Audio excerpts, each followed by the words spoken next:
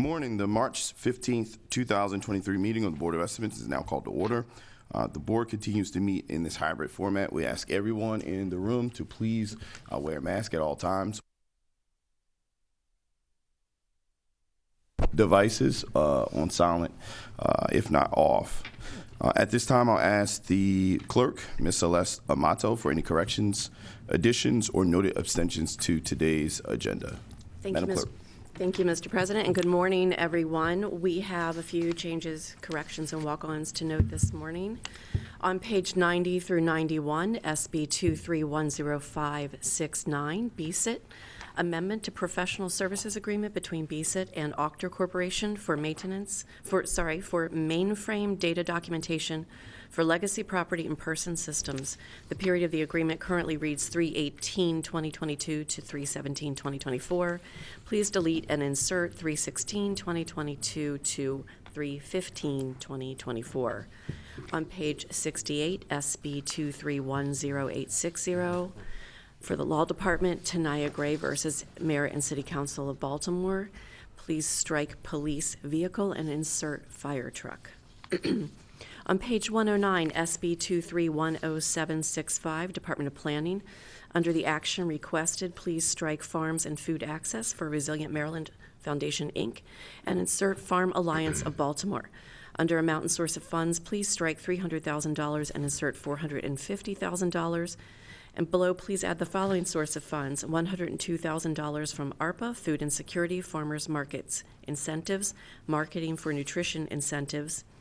Account number 4001-442-214, 1110-218-800-603-008, and $48,000 ARPA Food Insecurity Farmers Markets Incentives Conversion to E-Incentive Platform.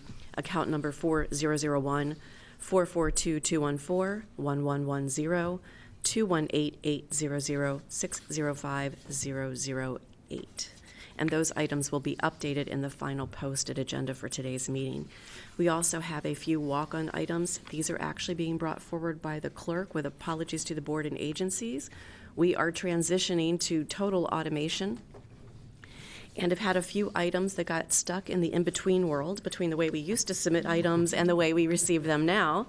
So please bear with me as I share 3 items that we are moving onto the agenda this morning. The board would have received these yesterday evening. Again, with apologies for the lateness. The first item is SB 23-10887, Office of Equity and Civil Rights, Case Management and Tracking System. The action requested is to approve a consulting professional services agreement. This is a sole source award for Wingswept Incorporated. The background explanation is as follows. The Office of Equity and Civil Rights requests the board's approval of the Wingswept Case Management and Tracking System. This system is a web-based case management and tracking system that meets investigative needs. Specifically, it will assist the Police Accountability Division with the management and tracking of police misconduct cases. The period of this agreement begins on the day of board approval and will end at the conclusion of 3 years. This case management system will help the PAB division improve its operations and management and assist with the automated intake system. The transaction amount for this item is $100,792, and the project funds are identified as general funds. We also have item number SB 23-10780 for the Department of Human Resources. The action requested is to approve and authorize execution of a citywide CDL hiring retention incentive program. The transaction amount is anticipated to be not to exceed $4,035,000 over the period of the action, which is 3/16/2023 through 3/15/2025.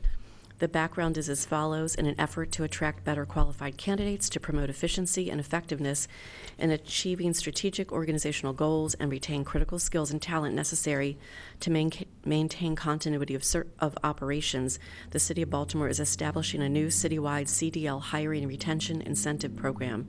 This program applies to all city employees and new hires who will operate a vehicle or equipment that requires a CDL license for and or owned by the Mayor and City Council of Baltimore. The citywide CDL hiring retention program will be paid on a quarterly installment plan tied to meeting eligibility requirements and does not become part of an employee's base salary. This program will help us to stay competitive, enhance our ongoing recruitment efforts, and strengthen current employee morale. We are committed to doing everything we can to fill these critical positions.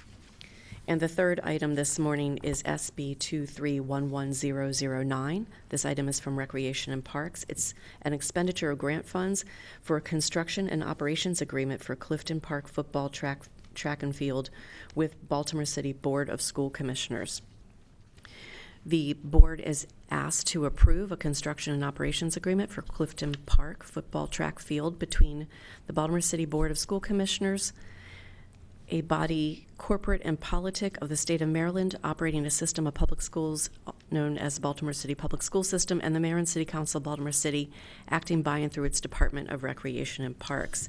The transaction amount is $1,700,000, and the background is as follows. The General Assembly has authorized the Maryland Stadium Authority to oversee the design, renovation, expansion of the Fairmount Harford building pursuant to that certain memorandum of understanding for the construction and revitalization of Baltimore City Public Schools dated September 25th, 2013.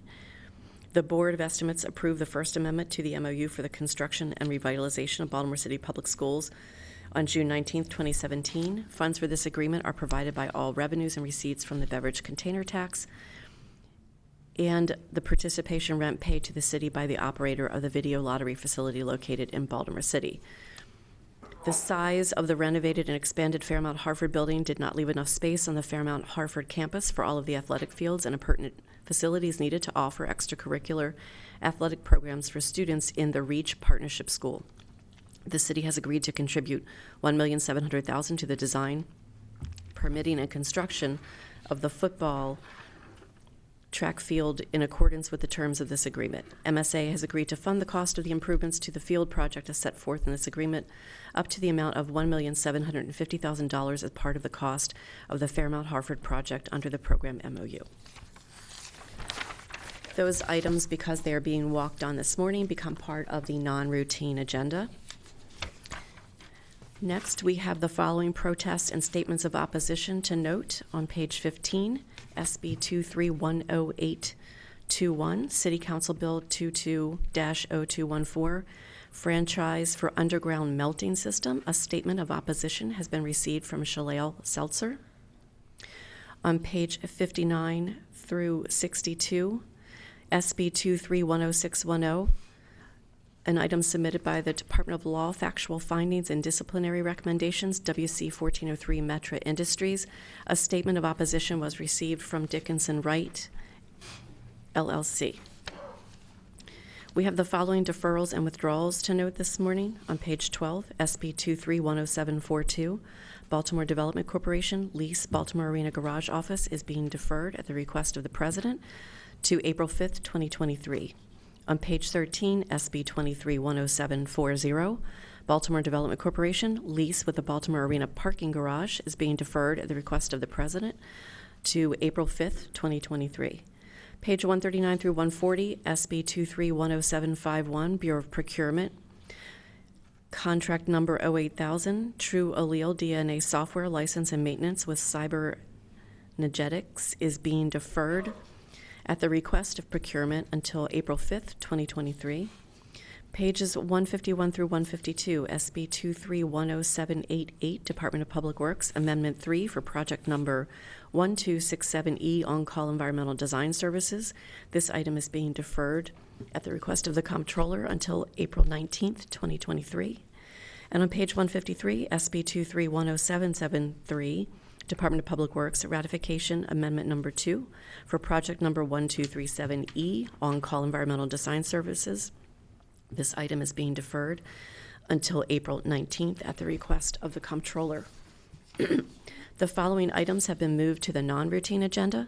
On page 7, SB 2310833, Department of Audits, Biennial Performance Audit of Baltimore City Police Department for the fiscal years ending June 30, 2021 and June 30, 2020. Page 22, SB 2310840, Fiscal 2024 Budget Planning Calendar. Page 59 through 62, SB 23-10610, Department of Law, Factual Findings and Disciplinary Recommendations, WC 1403 Metra Industries, and again, a statement of opposition has been received for that item. On page 67, SB 23-10753, the Department of Law Settlement Agreement, Angela Lee versus Mayor and City Council of Baltimore. And page 68, SB 23-10860, Department of Law Settlement Agreement with Tanaya Gray versus Mayor and City Council of Baltimore. The following items have been moved to the routine agenda. On page 63, SB 23-10836, Law Settlement, Lloyd Harris versus Mayor and City Council of Baltimore. Page 64, SB 23-10762, Law Settlement, Adam Starkman versus Mayor and City Council of Baltimore. Pages 65 through 66, SB 23-10747, Law Settlement, Leaders of Tomorrow Youth Center versus Mayor and City Council of Baltimore. Page 104, SB 23-10646, Office of Civil Rights and Equity Prevailing Wage Rate Recommendation for 2023. We have the following abstentions to note this morning. For the Honorable Mayor Brandon Scott, on page 15, SB 23-10821, City Council Bill 22-0214, Franchise Underground Snow Melt System. His designee this morning, CAO Faith Leach, has no abstentions to note. The Honorable President Nick Mosby has no abstentions to note this morning. The Honorable Comptroller Bill Henry notes the following abstentions on page 24 through 25. SB 23-10911, Fire Department Travel Request. Page 38, SB 23-10872, Health Department Travel Request. Page 69, SB 23-10889, Office of the Mayor Travel Request. Page 70, SB 23-10888, Office of the Mayor Travel Request. Page 111, SB 23-10891, Police Department Travel Request. On pages 113 through 120, Police Department items, all travel requests. Page 156, SB 23-10894, Department of Public Works travel request. Assistant Interim City Solicitor Ebony Thompson has, sorry, Ebony, I keep messing up your title. Okay. There are no abstentions to note this morning.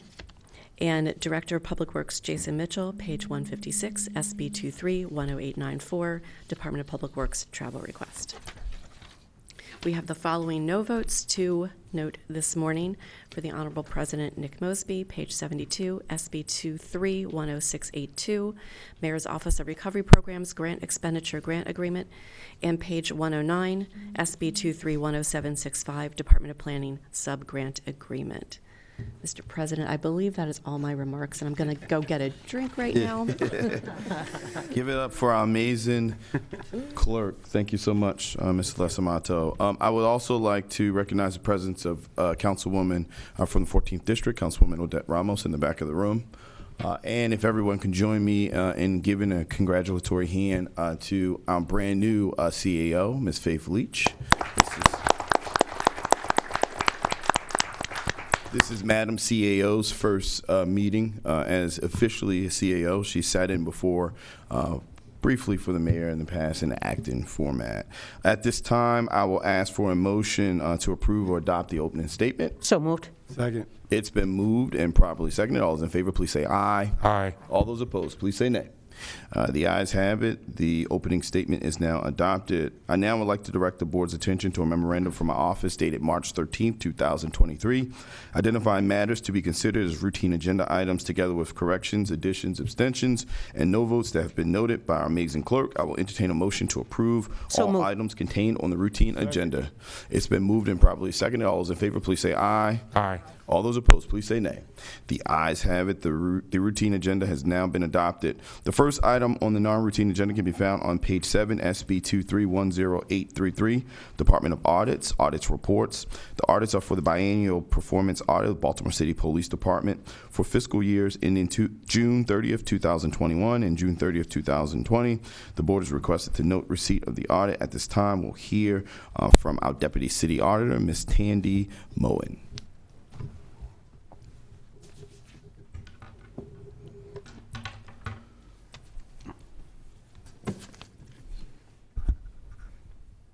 Thank you, Mr. President.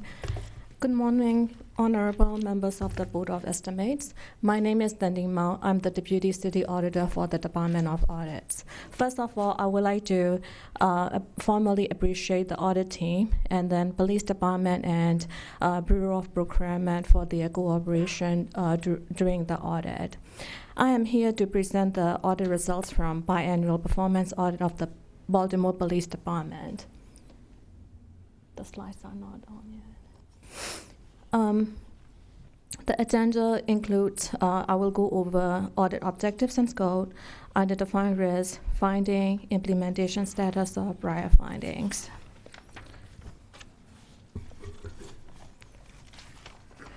There are two audit objectives. Objective number one is to evaluate whether Baltimore Police Department, BPD, has effective and efficient processes and controls over receiving, processing, and sending results from items they receive for analysis.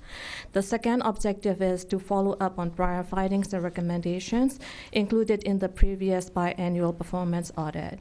Our scope is fiscal year 2020 and fiscal year 2021. Effective divisions are crime scene and evidence management units and forensic laboratories. Later on, we extended our scope to Bureau of Procurement, BOP. There are two identifying risks for this audit objective. Are laboratories performing analysis timely to support the needs of the stakeholders? And are adequate levels of critical inventory supplies maintained to support operations? Madam Deputy, if you could hold 1 second. Do we don't have a presentation for this? Normally we have presentation. He's having issues presenting. We haven't, say again? Oh, we're having issues getting it up. Do you want to give us some more time, or we don't think we'll get it up? Say, I can't. Oh, all right. I think we're having some issues with the presentation. I just wanted you to kind of know that. So we're just going to proceed without the presentation. Thank you. For audit methodologies, in order to achieve the audit objectives, we reviewed Police Department's policies and procedures related to the audit objectives. We interviewed key individuals from BPD and BOP. We reviewed the efficiency of crime labs evidence testing. We identified the related risks and evaluated the processes and internal controls. Also, we reviewed critical procurements that affected forensic lab operations. Our finding indicated that there are delays in the procurement of critical laboratory products and maintenance agreements for sensitivity machinery. This negatively impacted evidence processing. In one instance, Police Department had to borrow supplies from another jurisdiction to continue operations. We look at a total of 6 requisitions. 4 requisitions were for DNA investigative kits, consumables, and reagents. 2 requisitions were for instrumentation purchase and maintenance contracts. There are 3 categories from our finding. Category 1 is there were extensive lag times of requisitions and procurement processings. For 2 requisitions, BBMR approved the requisitions and transferred them to BOP for further processing in February 2022.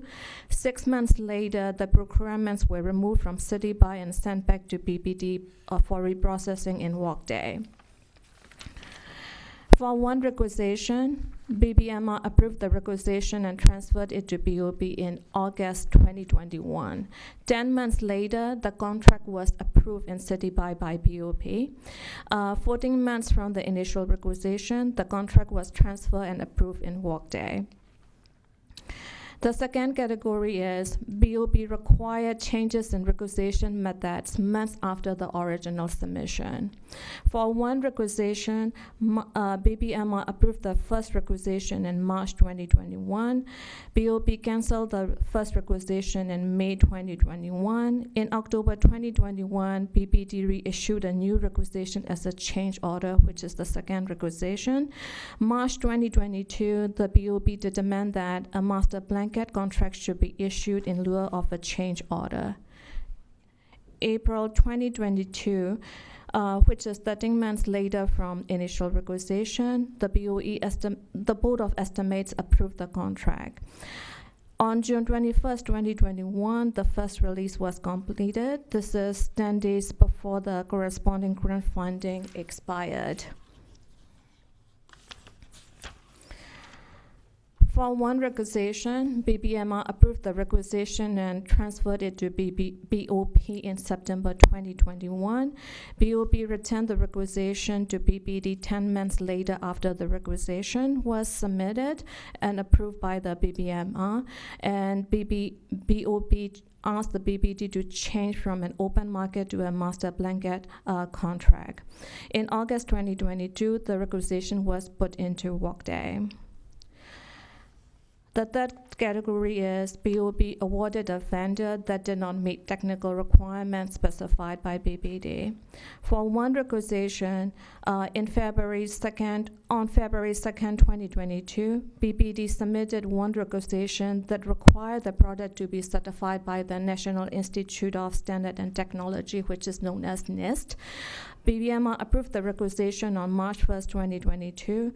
On April 1st, 2022, BOP put the requisition out to bid, selected the vendor, and approved the purchase order. However, the selected vendor was not able to provide a NIST-certified product that could be used by BBD. The product was returned to the vendor. Since the purchase was less than $5,000, BBD decided to use procurement card for their operation and obtain the NIST-certified product. The causes of these issues are because of high staff turnover, competing priorities. We also observed that agent reports were not monitored or used to prioritize procurements. For the BBD side, BBD has established an informal escalation process, but there are no established timeframes to escalate the procurement to the next level. Example, when to escalate the procurement delay to procurement manager, acting chief of procurement officer, and director of finance. So our recommendations are for BOP, follow requirements and specifications provided by BBD for procurements at the onset, fill all vacant positions as soon as possible, reassess operations to determine if BOP has the appropriate staffing level to support city procurement activities, monitor agent reports to identify outstanding procurements, and use agent reports in weekly meetings with BBD to prioritize critical contracts for timely completion. For police department, we recommended to establish formal escalation policies and procedures that include timeframes to complete next steps. Consider other procurement methods such as issuing 3 years contract with 2 automatic 1-year renewals. In the interim, we recommend the BBD commissioner or his designee meet with the director of finance, city purchasing agent to discuss the prioritization and finalization of critical procurements that may affect operations. Next slide, please. There were 13 action plans that we needed to follow up, and we excluded 4 because those performance measures are not in effect. Out of the remaining 9 action plans, 7 action plans were implemented. 1 was partially implemented, and 1 was not implemented. The first performance measure, which was partially implemented, was because the police department developed performance measure plan, but the calculations were not correct. We recalculated the actual results, and for 2020, our actual results shows 4.2%, whereas the budget book shows 10%. For 2021, our recalculated actual results show 5.8%, whereas BBMR budget book shows 15%. For the second performance measure, it's the same reason that the calculations were not calculated correctly. Our calculation for FY20 shows 8%, whereas the budget book shows 14%. For 2021, ours shows 24%, whereas BBMR budget book shows 27%. That concludes my presentation, and I'll be happy to answer any questions that you may have. Thank you, Madam Deputy City Auditor. At this time, are there any questions or concerns from members of the board? Hearing and seeing none, the audit will be noted. Thank you so much. Thank you. Just some housekeeping notes. We're going to actually board the clerk identified. We're going to actually go back because SB 2310821, there is a formal letter of opposition that the board received. So we actually read the agenda in. We read that in as routine. So we need to go back and correct the record by stripping that out. So I'll take a motion for us to to vote on the non-routine again, to vote on the routine budget again to ensure that we put this on the routine budget. So moved. Second. It's been moved and probably second. All those in favor, please say aye. Aye. All those opposed, please say nay. The ayes have it. So we're going to now vote on the routine again, understanding and knowing that on page 15, SB 2310821, City Council Bill 22-214, Franchise for Underground Melting System, a statement of opposition was received, and we're going to move that to non-routine. I would also like to note that that item is on third reader of the City Council, so it's only gone through second reader. I think it's important to note that out. So at this time, I will take a motion to vote on the non-routine, which does not include SB 2310821. So moved. Second. It's been moved and probably second. All those in favor, please say aye. Aye. All those opposed, please say nay. The ayes have it. The routine agenda has been adopted. We're going to turn it over now on the next item. It can be found on page 22, SB 2310804, Department of Finance. The board is requested to approve the city budget planning schedule. On behalf of the Department of Finance, we have Mr. Deputy CFO Bob Senemy. At this time, the floor is yours. Hi, good morning. Bob Senemy, representing Department of Finance this morning. Excuse me. So the item in front of you today is the fiscal 24 budget planning calendar. So we're required by the charter to submit this once we have all the dates finalized. The calendar that we have set forth here meets all the charter requirements. So the ordinance must be introduced in City Council 45 days before the end of the year. And then the preliminary budget must be released 30 days before that date. So those are met with this calendar. I'll note here a couple things. As reminders, April 6th is when we'll submit the preliminary budget to the board. Our taxpayers' night is on April 26th, and then the ordinance will be introduced at City Council in a special session on May 15th. And thank you to Council President for working with us to get that sorted out. So happy to answer any questions about the calendar and where we go from here. Thank you, Mr. Director. Are there any questions or concerns for Department of Finance? Hearing and seeing none. We have to approve this item, so I'll take a motion. So moved. Second. It's been moved and probably second. All those in favor, please say aye. Aye. All those opposed, please say nay. The ayes have it. The item is approved. Thank you so much. The next item on the non-routine agenda can be found on pages 59 through 62, SB 2310610, Law Department, Settlement Agreement and Release, the request for the Minority Women's Business Opportunity Office for certain disciplinary measures to be taken against Metra Industries. On behalf of the MBU office, we have Chief Lundy. Chief Lundy, the floor is yours. Good morning, honorable members of the board. Christopher Lundy, Chief of the Minority and Women's Business Opportunity Office. As you noted, this is a MBU disciplinary recommendation against Metra Industries regarding DPW contract WC 1403. To give some background about the function of MBU, MBU is responsible for overseeing the city's Minority and Women's Business Program, or the MWB program, that's codified in City Code Article 5, Subtitle 28.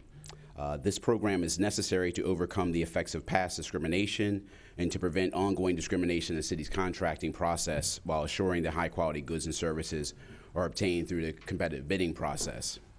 The MWB program requirements are applicable to all city contracts and spending with MWB goals, and this is specifically for for contracts in excess of $50,000. Section 2854 mandates that all of these contracts in excess of $50,000 incorporate this chapter, the MWB program, by reference, provide that a failure of any bidder, contractor, or subcontractor to comply with the chapter is a material breach, and that require during the term that the contractor fulfill the program requirements submitted with their bids, and continue to make good faith efforts to utilize minority and women-owned businesses and have records to monitor compliance with this chapter.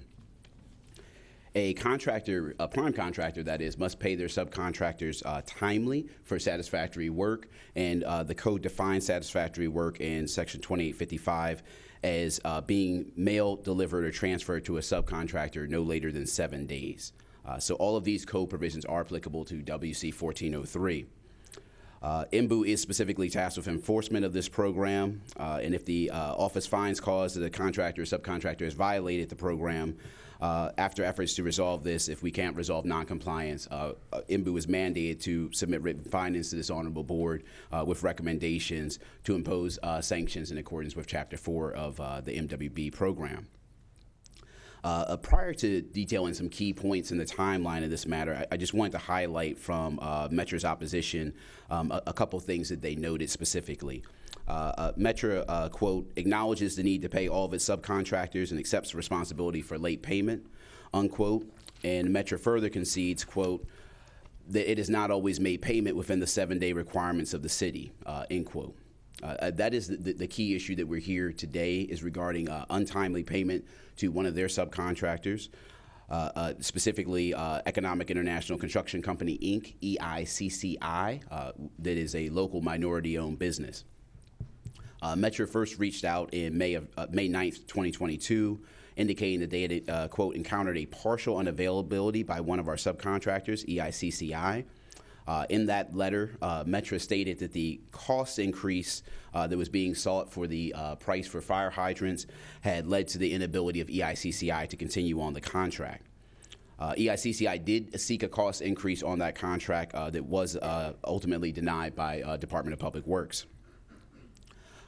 During the course of the investigation, we found some correspondence that IMBU was not privy to at the time, but EICCI did email on May 26th of 22, indicating that they have not been paid several invoices due by Metra for over 24 months, dating back to March 2020 through March 2022, with a total balance at that time of $241,429.73. They further stated, we find it difficult to operate under these circumstances because of a cash flow problem. This balance is for project WC 1402, WC 1403, which we're discussing now, and additionally SC 955. The DPW was excellent partners throughout this process. They advocated for the imposition of these requirements and also was very clear with Metra. They emailed on June 15th, 2022, and stated, also, I quote, also on May 26th, you and I had a conversation where you assured me that the outstanding invoices for EICCI, at that time totaling $98,102.13, would be paid no later than June 10th.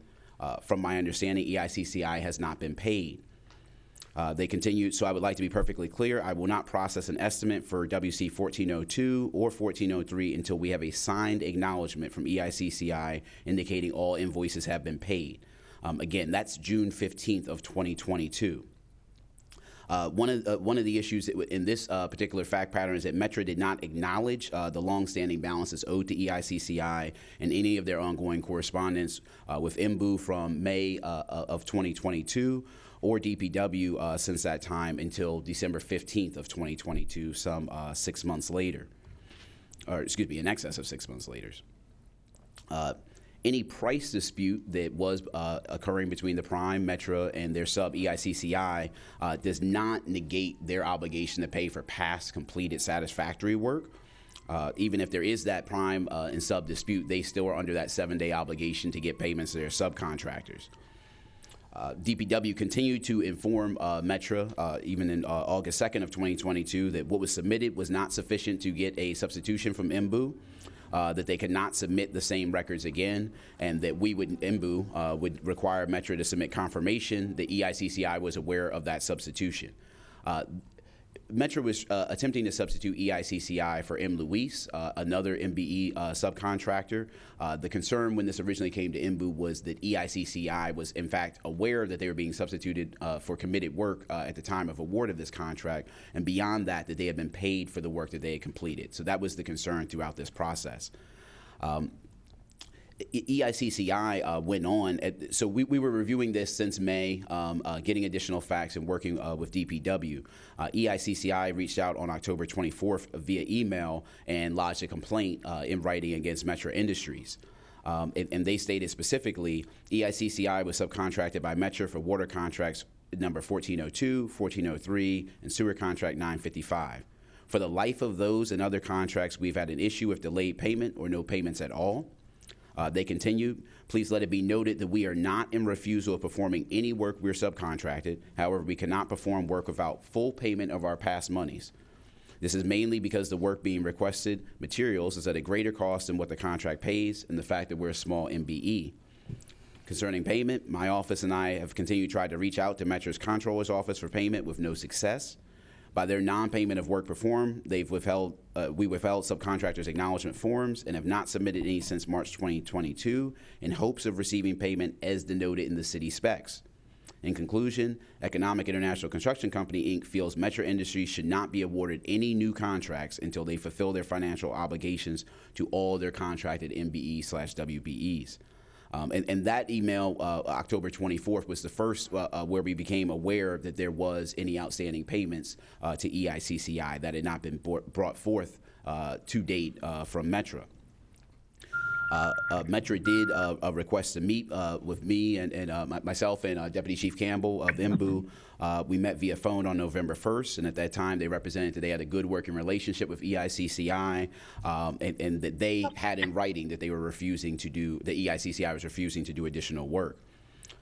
Following that meeting, Metro again forwarded their submission from May with the same information, which it should be noted does not include any written confirmation from EICCI of refusal to do work. It merely includes the documentation of their request for a price escalation that they were seeking, but not an actual refusal. Metro was paid via wire transfer on November 3rd. November 3rd of 2022, a total of $249,102.38 for specifically this contract, WC 1403. There was no acknowledgement of money owed or payment to EICCI at that time. Metro continued to meet with IMBU via phone on December 8th. During that meeting, we questioned them about whether there was any outstanding monies or payments due to their subcontractors. Metro at that time represented that they were uncertain if EICCI had been paid in full. But they were explicitly advised to check on that payment status of all of their subcontractors since they were unable to make that verification. Metro followed up and continued to send emails and phone calls about how this contract and getting the extension for them would be their lifeblood or livelihood to continue. I responded to their email on December 14th with my understanding of where we were in the process. And I quote, I recall us ending the conversation with you indicating that you would be checking in with accounting about whether there are any outstanding balances owed. Please let me know if that was sent via email following our last discussion or if you have that information. The shared concern of IMBU and DPW is that there are outstanding payments that need to be resolved prior to approving the substitution and ensuring that you have M/WBE secured to continue work on the contract. The next correspondence we received from Metro was on December 15th of 2022. So again, mind you, DPW stated June 6th of 2022 that they actually, June 15th of 2022, that they wanted to ensure that all the payments had been made. This is now 6 months later that Metro is for the first time saying to IMBU that there are any monies owed to EICCI. And at that time, they began their email that Metro has very good news to report in support or favor of passing the WC 1403 change order. They further indicated we're paying up EICCI all open invoices we have for them on that job. In that message, they detailed 5 invoices that they said that they were paying, that they listed a total of $41,974.64. And they were saying that these are all of the approved invoices for EICCI, that there were no others. Again, that's the first that we heard in our correspondence and numerous meetings and discussions with Metro that there was any money owed at all to EICCI until that time. We did receive confirmation from EICCI that they were paid via check. I just want to again point out in Metro's opposition, they put a lot of significance on the numbers of the amounts that are listed in that email. It's really important to note that the numbers that were listed in that email are inaccurate. Although they come from Metro, they've been placing a reliance upon those figures. But we need to take a look at the check. The last page of the submission, Exhibit 11, that check does not detail 5 invoices that are satisfied, it details 6. And conveniently, the one invoice that is not listed on there is the oldest one from September 4th of 2020. Again, mind you, we are speaking of a payment that happened December 15th of 2022, so over 2 years had lapsed since that payment has been made. And to be abundantly clear, that payment is specifically for $4,947, which in the opposition asserts that that is a payment from retainage, and that was somehow a gratuitous payment that was made by Metro to EICCI to resolve the matter. That's simply not the case from their own records. That is the exact amount of that first September 9th, 2020 payment, and all of those payments were owed and outstanding for the duration of that time. And I want to point out, when we talk about that money that was owed from September of 2020, they were paid not only in November of 2020, December of 2020, 9 additional times through 2021. So there was obviously ample opportunities to satisfy those amounts. And then even for the December 2021 outstanding amounts, they were paid repeatedly during 2021 and into 2022. So there's no issue that they did not receive payment on the contract, and we're not saying that they had any obligation prior to being paid by the city. This is really just limited to that prompt payment. But it is irrefutable based on the record that these subcontractor payments were not timely within that 7-day period. And again, that has been conceded by Metro in their written submission. This underlying request to substitute EICCI was misleading in that it only relied upon that requested price escalation and did not reflect EICCI's ultimate position regarding the lack of payment. These misrepresentations continued throughout the process until they were specifically instructed to ensure that payment was there. And Metro, again, did not voluntarily bring forth, although they were repeatedly questioned, that they owed any funds to EICCI. And that is way beyond the timetable that we can have for these businesses to be paid. This pattern of behavior does show an utter disregard for the Minority and Women's Business Program. In the past, a lot of minority and women-owned business have not felt comfortable bringing forth some of these allegations of utilization and lack of payment, but we have heard some of these issues come before this honorable board in the past in the form of complaints regarding Metro. I did want to just raise 2 additional contracts that we currently have under review, just for context of other issues that we're dealing with involving this prime contractor. So one would be the release of retainage, the final release of retainage on SDC 7777, drainage repairs and improvements at various locations. This is another instance where EICCI is the MBE subcontractor. They signed a statement of intent to perform work on that contract totaling $325,000. And Metro failed to utilize them for the entirety of the contract, and they received no funds for any work performed on that. Or excuse me, to be clear, they did not perform any work on that, so they received none of the funds that they were committed to do work on. Additionally, SC 955, Powder Mill Interceptor Improvements and Stream Restoration. This is a project that was not completed timely. EICCI raised this as one of the other contracts in their complaint where they've had issues throughout that process getting paid and having late payments. Additionally, their WBE on that project, Empire Landscape, is owed $590,691 for work completed in 2021 and 2022 on this project. The city paid Metro $1,698,576.80 on August 10th of 2022. They have yet to pay Empire Landscape. Metro had represented for to Empire for months that they had not been paid for that completed work by the city, that money was being withheld by the city while claims were being investigated.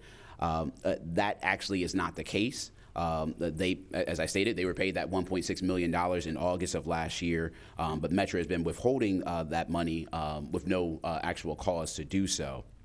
It did take DPW's Office of Engineering and Construction about 9 months to receive the time impact analysis, the TIA, for this contract. And now that the TIA has been submitted, Metro is now now switching position to state that the reason why they've been withholding the money is due to delays on the part of Empire Landscape, which had not been relayed for the duration of the conversations they had had. Empire reached out to MBU in late August to begin conversations on this of trying to get assistance with getting paid. This is ultimately where we've gotten to on that issue. But I wanted to raise those other two contracts to kind of show that this is not isolated to this contract, but I am here for this to speak on 1403, but I did want to let you know about other instances that we do have ongoing as well. I don't want to minimize the amount of money at play here. Payment delays operate to keep our MWBs from having the capacity and growing that we need in the city. Each month, these payment delays cost the contractor. I want us to consider these impacts because in 30 days, we have a company that's had to pay their employees at least 2 times and their creditors once. This includes any of their revolving loans, lease payments on equipment, operating expenses, insurance, and surety bonds. In 60 days, of course, they paid their employees 4 times, and they've had to start resorting to their line of credit, assuming that that's even available for them in their situation. This starts to really diminish any profits that they were counting on for that job. Once we get to 90 days, they've paid their employees 6 times, and their other obligations at least 3 times. And this is when it really starts to impact the company's obligations. It's going to create a hardship on that owner, who typically is the last person to get paid anyway. And we really see that downward spiral that artificially affects the company's ability to grow. We're really committed to helping these contractors grow and get to a position where they can be prime contractors, but these payment delays are really costing businesses. We have to hold contractors to the standards of the Minority and Women's Business Program detailed in the code. Metra is an experienced prime, but even if they were not, all of our contractors are liable to be held to these standards. I greatly appreciate the importance that Mayor Scott and his administration have placed upon small, local, minority, and women-owned businesses and the MBU office. I further appreciate this board's emphasis on MWB goals and utilization prior to approving contracts. A contractor's performance history, utilization, and prompt payment of MWBEs is of great consequence when we are awarding city funds.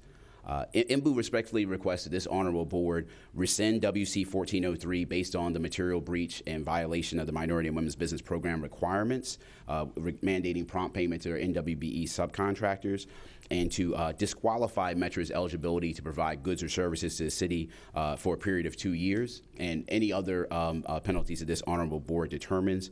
You do have the ability to impose any of the penalties that are listed within the code beyond that. And this will really enable that we have contractors that are in full compliance with all of the contract requirements, and that we hold them to those demands. So I thank you so much for your attention and consideration of this important matter. Thank you, Chief Lundy.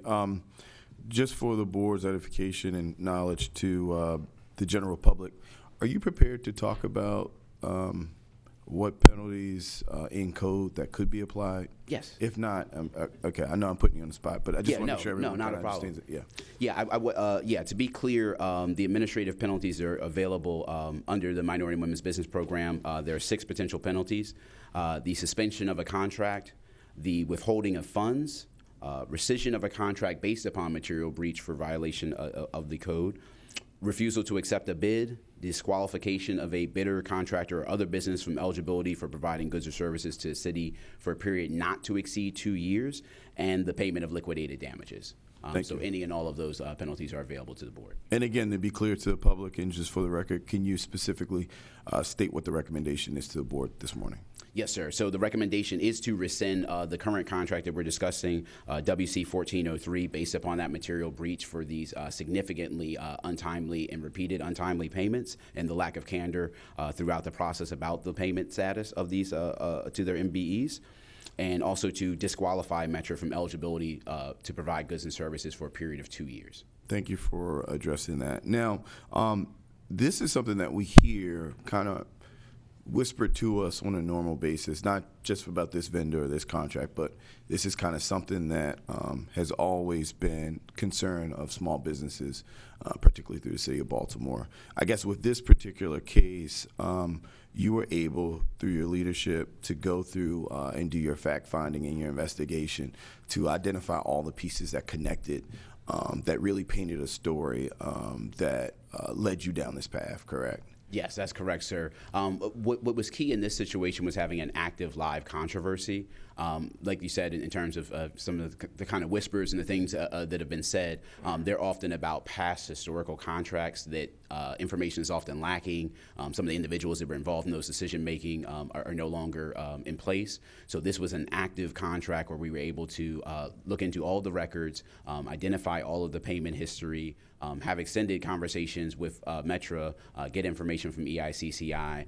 With the support of my deputy, Stephen Campbell, our investigator, Wendy Dabney, we were able to really pull together what was happening on this contract. And as we continue to get into 1403, we did start to discover these other contracts that are ongoing that are also presenting some issues. And it's probably that pattern in practice, or potential pattern in practice, that was like even more alarming to come to the board today with this. Is that accurate? That's correct, Mr. President. It is the fact that we're not seeing this in an isolated situation. But I will say, in the event that I do not get the recommended discipline that we're seeking here, we will be back with those additional contracts to ensure that we do continue to look into the circumstances of what's happening with the payments there. If the recommendation this morning is successful, what type of message do you think it sends to other contractors out there? Oh, I think it sends a message of enforcement and compliance, and that the city is here to do that, that we're not going to tolerate prime contractors abusing and mistreating our minority and women's business community, and that they have support, they have advocacy in the MBU office, and that we are working to make sure that they get fair and equal treatment, and that we put in place all of the requirements and recommendations from the disparity study to make this a better process in partnership with all of the agencies and, of course, the Bureau of Procurement, to make sure that we have a fair procurement and contracting process throughout the entire cycle, including performance and payment. Do you know of any time in recent history where the city has taken this approach? I know of only one other instance in the past where we have fined a prime contractor. This has been a shortcoming of my office in the past, that we have not taken this action. And I think, in fairness to all of my predecessors, I think that there has been changes in leadership that have made that difficult sometimes, where contracts are lasting multiple years, to have that continuity of information of where you were with that prime contractor and in negotiations or monitoring. I think additionally, we have not had the proper dynamic and environment within the city that is supportive, as I stated, with this honorable board, with the administration, and now we have a support where we really are able to see that these things are not going to be tolerated and just move through. Well, we appreciate that. And then the last question, actually two more questions. The last question is, I think with the expansion and growth from a resources perspective of MBU, we'll continue to provide you the opportunity to do thorough investigations and provide timely and accurate information to this board for any other issues that we might see in the future. Is that accurate? Yes, very much so, Mr. President. We're like all the agencies, we're going through the budget process right now. We've had great conversations with the mayor, Madam CAO, and we're really working to get additional resources to MBU so we can do even more of this compliance and oversight, because that is the challenge, is making sure that we have people to monitor who's getting used on these sites and not hear about it 6 months, a year later, when the opportunity for the work that was actually within the scope and on that contract has passed them by. All too often, people don't get utilized, and then we move past even their opportunity to do the work, and it's just lost on that project. And we can't continue to have those missed opportunities where people aren't honoring the commitment of that statement of intent. Thank you for walking the board through that.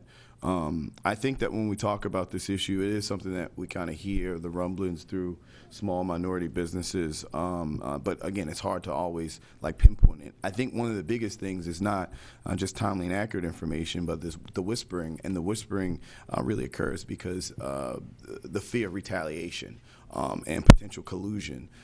I guess from an EICCI perspective, it was their bold action to kind of come to you and present this concern to you, knowing that they would be the subject of potential scrutiny inside of the industry. You know, how do we protect them?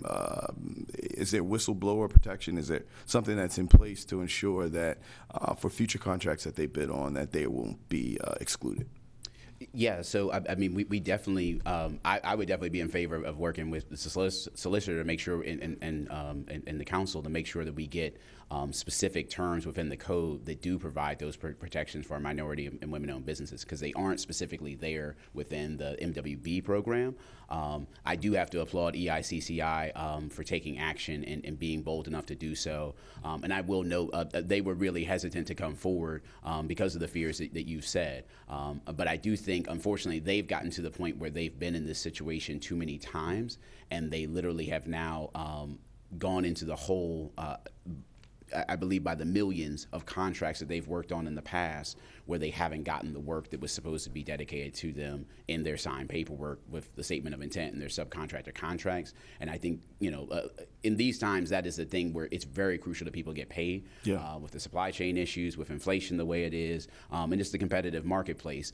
So now is a time where people are really in need of making sure that they get paid, and especially when they do honest work. Yeah, when we're talking about upwards of 200,000, 90,000, or even 40,000, the residual impact of that could be crippling, if not deadly, for a small business. So I definitely look forward to working with you, City Solicitor, Madam CEO, anything that we do, Mr. Comptroller, from a whistle protection perspective. At this time, are there any additional questions or concerns?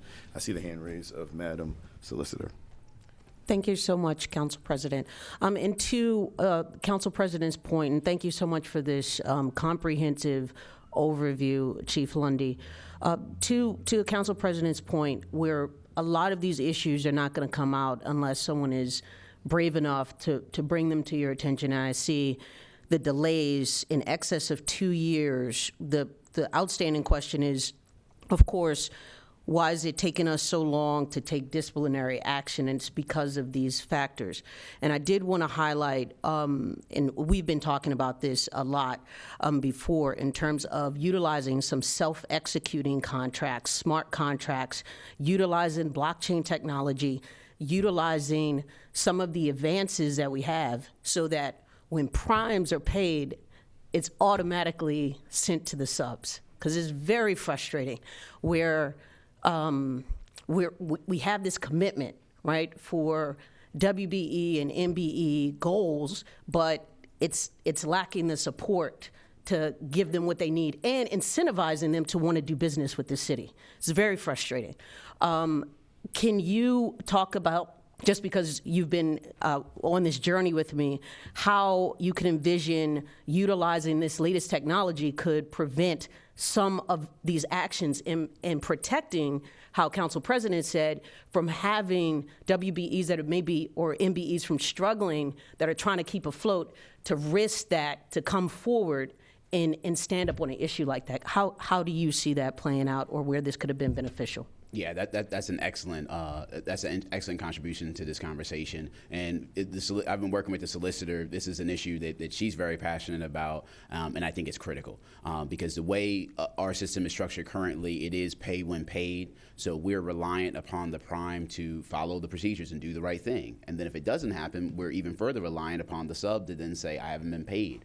And right now, with our system, subcontractors are at a deficit of information. They oftentimes can't even hear from a project manager whether the prime has been paid or not, so it leaves them in a very vulnerable position. So anything that we could do to get to a point from a technological standpoint to allow people to get paid in short periods of time after that satisfactory work is submitted and invoiced and reviewed, that would be a fantastic step forward, and I really look forward to continuing to work on that. And the other thing that will really address this that has been delayed, and I've spoken about this with you all previously in the past, but B2G contract compliance is something that's also going to be an excellent protection for the businesses when it comes online, because we're going to have that particularized for each contract that has goals. The prime and the sub will both be required to report the prime's payments to the sub, and the sub will have to confirm that they were in fact paid that same amount. And that's going to be a huge protection, because we're going to be able to see these contracts a lot easier. We're going to be able, the technology is amazing, so we're going to be able to have a tickler in, so we don't have to wait for someone to say something to us. We don't have to wait 3 months. We can say if somebody hasn't been paid within 10 days, we start the trigger to, or even on the 8th day, we start the trigger to then say you're in violation, and we can flag all those contracts. And with the staff, we'll be able to actually reach out, have those conciliations, intervene, and see if it's something that rises to a higher level, or if we can, resolve this, make everybody aware of the procedures, and move forward. But when people are clearly, not within the realm of what we've anticipated of that 7 days, and we're talking weeks, months, and multiple years, it really doesn't show that they're taking that process very seriously. Got it. Mr. Comptroller? Thank you, I'm Mr. sorry, you finished, ma'am? Yes, sir. Mr. Comptroller. Thank you, Mr. President. I wanted to check in on one of the opportunities, one of the penalties available in the code is the payment of liquidated damages. Now, in the situation like the one we're dealing with here, technically the city has not been directly harmed. So does that mean that that option isn't available to us? I would defer to Madam Solicitor, but I believe it would be an option that we Yeah, could how would we determine that? Yeah, and that was a question that I had for Chief Lundy as we were walking through this, because the original recommendation included the liquidated damages, but we would need to have that specified as we move on it today, if we choose to move on it today. And we would need to work through that to calculate that, because I would argue that there is some harm. Okay. To the impact of us not receiving the best quality WBEs, MBEs that actually want to work with us because of this issue. When you hear about a 2-year delay of getting paid, that's I have a that's an impact, and it could be indirectly affecting us on who's attracted to working with us. But I have a thought on that then. If that's where we're looking, Right. And I'm gonna say I think we can feed two birds with one scone on this. We could both help the subs in a faster manner by offering essentially a bounty on reporting that you haven't been paid, which would have the dual benefit of getting that information to us faster and also potentially getting some cash into the hands of the sub if that was going to be potentially an issue for them to make sure that they have the working capital to keep going. And if we paid that bounty, well, then that would be a very concrete number of what we would then be looking to fine that company in terms of liquidated damages. We would make them essentially reimburse us for that bounty. Mr. Comptroller, I think that we should research that and other angles for us to be able to accurately reflect those damages, and that's something that I've been speaking with Chief Lundy with, and that is something that the law department we will look into, because I think it's a very important remedy, but we want to be able to effectuate it. Okay, thank you. Are there any other questions for? Well, then should I also then assume that we do not have before us today a specific recommendation for liquidated damages? We do not. Okay. We do not, sir. That's why I took that off, or asked if Chief Lundy would take that one off. Okay. So it's just his first two recommendations. Okay. All right, thank you. Thank you. Any additional questions for Chief Lundy? Thank you. At this time, we do have a statement of opposition from Metro Industries. I think we have, on behalf of Metro Industries, Venroy July to present. Good morning, members of the board. As President Nick Mosby mentioned, my name is Venroy July. I am an attorney representing Metro Industries. First of all, I want to thank you all for the opportunity to present on the issue that was actually presented in this memorandum. I had prepared talking points, but I do feel the need to address a number of topics that this is the first time we're hearing about. We had no opportunity to talk about these issues with Empire and these other subcontractors that supposedly have claims with us. As I was sitting, I was hectically talking with my client because Mr. Lundy mentioned that there is some claim by one of these subs, an Empire, and Mr. Steve Dioslaki, who's a member of Metro, text messaged me a screenshot of an email that was sent to Mr. Lundy from Empire that specifically says that they are dealing with time impact analysis, that they're going through that process, and that they would like to hold off on continuing to deal with that issue. So as we're here presenting information for the first time, which is not necessarily accurate, which we were not given the opportunity to prepare for, I just want to make clear that this is the first time we're hearing about this, and we were here to talk specifically about the memorandum that was provided to this board and to myself. And that's fair. So, but Mr. July, just so I'm accurately hearing, your concern is around some of the information that the board has been provided specific to some of the other potential claims, one being Empire, right? Correct. And you would like to exclude that from our analysis today regarding the discussion to stay germane to the memorandum that was provided to us. Absolutely. All right. Because I fear that a part of this discussion has been that Metro is this continuous bad actor, without having heard this information before or having the right to defend ourselves against it, is a very difficult argument to make on the spot. So I think it's fair for us to exclude the pattern and practice argument. I think I called it potential pattern and practice when I was kind of talking about it. So definitely understand your concern. If you could speak specific to, I guess, the other claims associated with it. So, look, so the reality is that I am appearing here not just as an attorney, but also as a resident of the Baltimore City, right? I think that the reality is that this issue is about two concerns that are very germane to Baltimore City. We're very much concerned about the aging infrastructure and the damage that does to the city, and making sure that our MBEs have an opportunity to actually bid on contracts, all right? On the infrastructure point, you know, it's not too, we all know about the issues with infrastructure. Not too long ago, I was walking on Lombard Street, and pipe was busted. I called 311 to get them to fix it or remedy it. 2 weeks later, walking on Lombard Street, that pipe was still busted, still gushing water. And that's not to cast aspersion, but we understand the issues that the city has with its infrastructure concerns. This is what Metro has been doing. For 2 decades, 20 plus years, Metro has been contracting with the city to fix busted pipes. When pipes break late at night, Metro goes to fix them. When our fire hydrants aren't working, putting our firefighters and other residents at harm, Metro fixes them late at night. So I want us to just make sure that we understand the context in which we're talking about potentially banning an institutional contractor that's been servicing the city of Baltimore for 20 plus years over the issues that are presented in this memo, which at its root relate to late payments, which we will talk about shortly.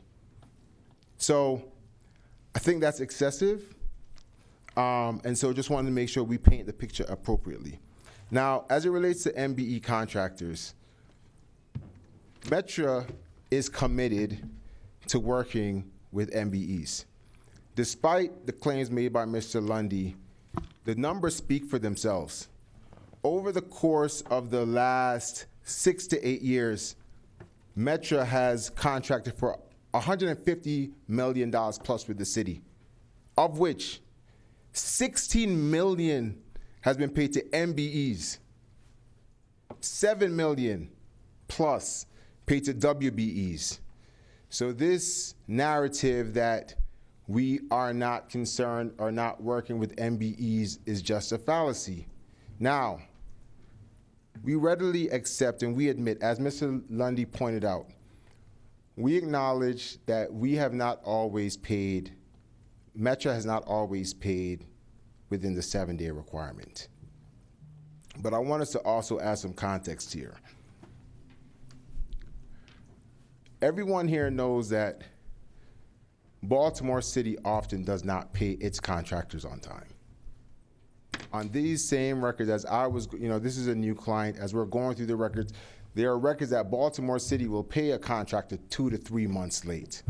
And during that time, Metro, like other contractors, are juggling all these other issues. It has a ripple effect.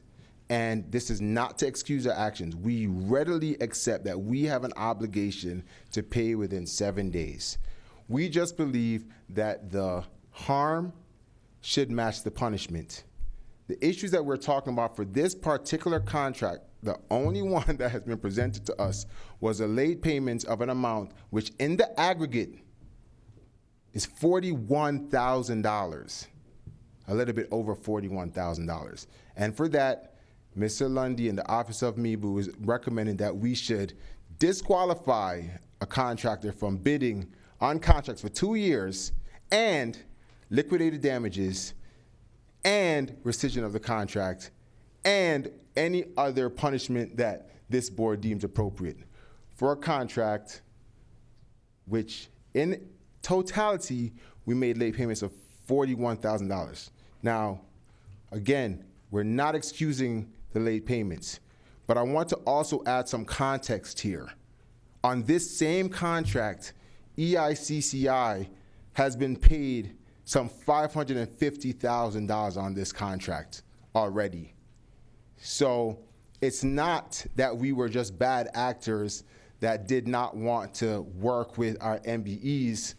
The reality, a lot of this was honestly just accounting errors, right? Keep in mind that this contract, a lot of these issues resulted during COVID, where we all know everyone was scrambling to try to get things right. So I very much appreciate this potential resolution of having smart contracts where the money just goes directly to the subs. But those were not things that we were talking about before. And so the reality is that as the city pays us late or Metro late, and they're trying to figure out how to kind of make sure that they're continuing to operate, at times they missed payments. And we're not talking about huge payments. We're talking about, in the context of contracts that are $3 million plus, small payments of $3,000 plus, $5,000 plus, and acknowledging that for a minority contractor, a small business contract, those monies are significant, but it wasn't as a result of bad faith on Metro's part. We are committed to solving those issues. But the question is whether or not those issues are sufficient for us to be banned from doing the city for the next 2 years. I very much appreciate Mr. Lundy's comment towards the latter part of his presentation, where he mentioned that if the actions are not appropriate, or the actions that he requests are not granted today, that they will be back. That's the appropriate way to deal with this. If there are issues, they should present a memorandum, which we will have an opportunity to respond to, and then we can discuss if we are habitual. But from the emails and texts which I've been receiving from my client, I'm not sure that the factual record is clear. Now, as it relates to EICCI, there's been some misunderstanding around what happened with EICCI. So Mr. Lundy has his interpretation, I'm going to give my interpretation from reviewing the record and what my discussions with my client.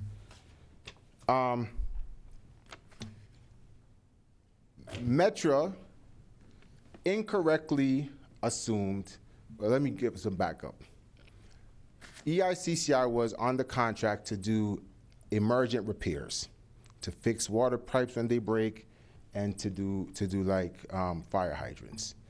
Because of COVID and inflation and the increased cost, at some point they mentioned to Metra that they can no longer continue to do those repairs at what was at that time $4,000 per fire hydrant.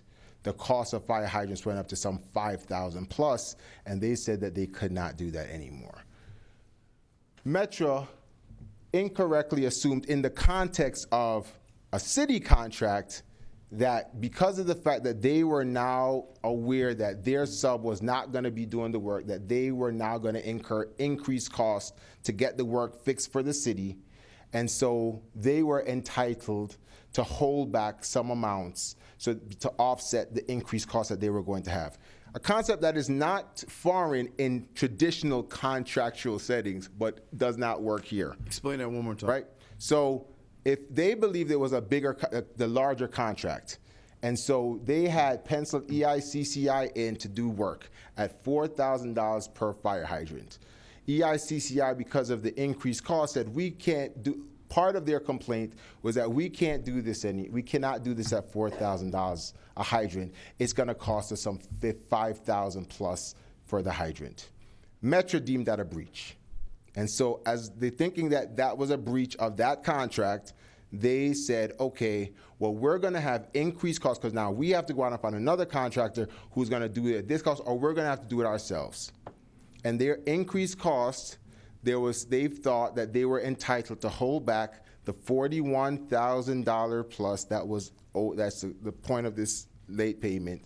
They thought they were entitled to hold that back work that was already to performed. offset it against work that they thought was not going to be performed in the future. So just so we're clear, Metro thought that they could hold back money for work that was already performed because they were going to have to move in a different direction. Correct, because they thought this was all in the context of a singular contract and that this was an offset against future work.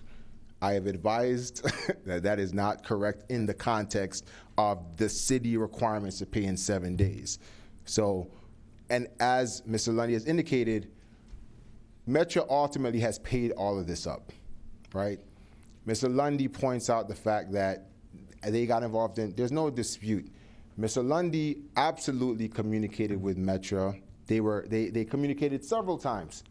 In fact, we have emails of Metro continuously reaching out to Mr. Lundy. Mr. Lundy explained that he had been busy, and so he hadn't gotten a chance to get back to us. But we were trying to solve for the issue. Now, at the end of the day, we ultimately ended up paying the full amounts that were owed on this contract, which is consistent with my understanding of what the code requires. There was a dispute. EICCI made a claim. The Office of MIBU steps in and tries to do some reconciliation. In the conversation with my client, Mr. Lundy says, please go back and confirm that there's no amounts owed, which is exactly what they did. They went back, checked the records, and realized that there was actually, and this is important, and it's in our statement of opposition, because Mr. Lundy, there's a point which I dispute and my clients seemingly dispute as well. When we did the calculation, the amount that was actually owed to EICCI was some $38,000 plus. But Metro had already told Mr. Lundy that they owed $41,000. And so the question was whether or not they should pay only the $38,000 after having told the city that they owed $41,000, particularly when, as Mr. Lundy indicates, this was because they were trying to get this contract that they needed because they were running out of money, or they pay a little bit extra. And so what my client did, or what I've been explained that they did, was they went back and got a contract that was not actually owed, that there was retainage, and they paid extra like $4,000 and brought the value up to $43,000. And so Mr. Lundy is taking that to mean that there was some act of bad faith that we paid $43,000 when we had indicated it was $41,000. Now, from his commentary today, he indicated that that number seems to match some other number that was owed. I honestly can't comment on that. I can only go off of what my client has said, which is that they have indicated to me that it was retainage. Now, all of that to say, we understand that we have dropped the ball on the 7-day payment, but it wasn't because of bad faith. And Metro has committed to rectifying their practices to make sure that that's done right. We remain committed to working with MBEs and WBEs as we have done for at least the past 6 to 8 years, where the numbers are very clear on the dollars that we're paying out to MBEs and WBEs. What we're asking is that this board assess a penalty that is more consistent, commensurate with the penalty of the issue that we have, the action that we've taken, which is the late payment of $41,000. We recognize the city's requirement and their concern about making sure that MBEs are utilized.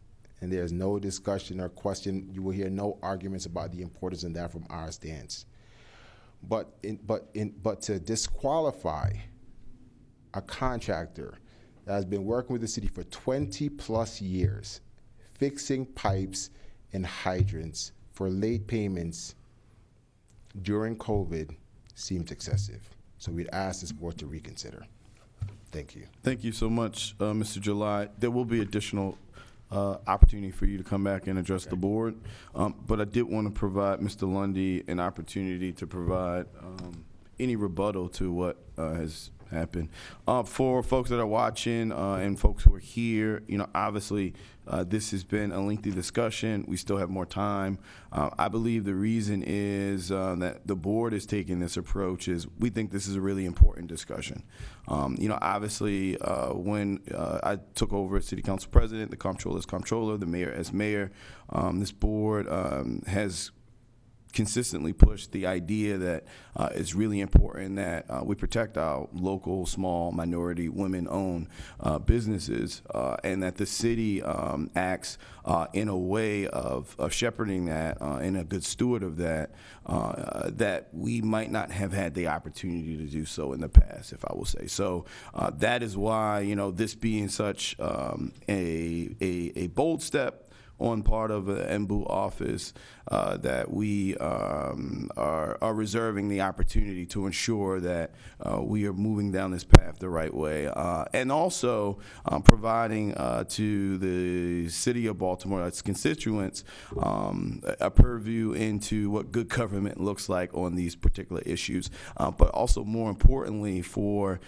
the prime contractors and subs out there, really putting on the record a way that this type of behavior, if it is found to be the case, should no longer be in the city of Baltimore. So I think this is a really bold approach by all parties involved, by ICCI, by Metra, by the mayor's office, by MBU office, and certainly by this board. So with that, I wanted to provide you an opportunity for any rebuttal. Chief Lundy. Thank you so much, Mr. President. I actually just have a few points that hopefully will clear this up even further.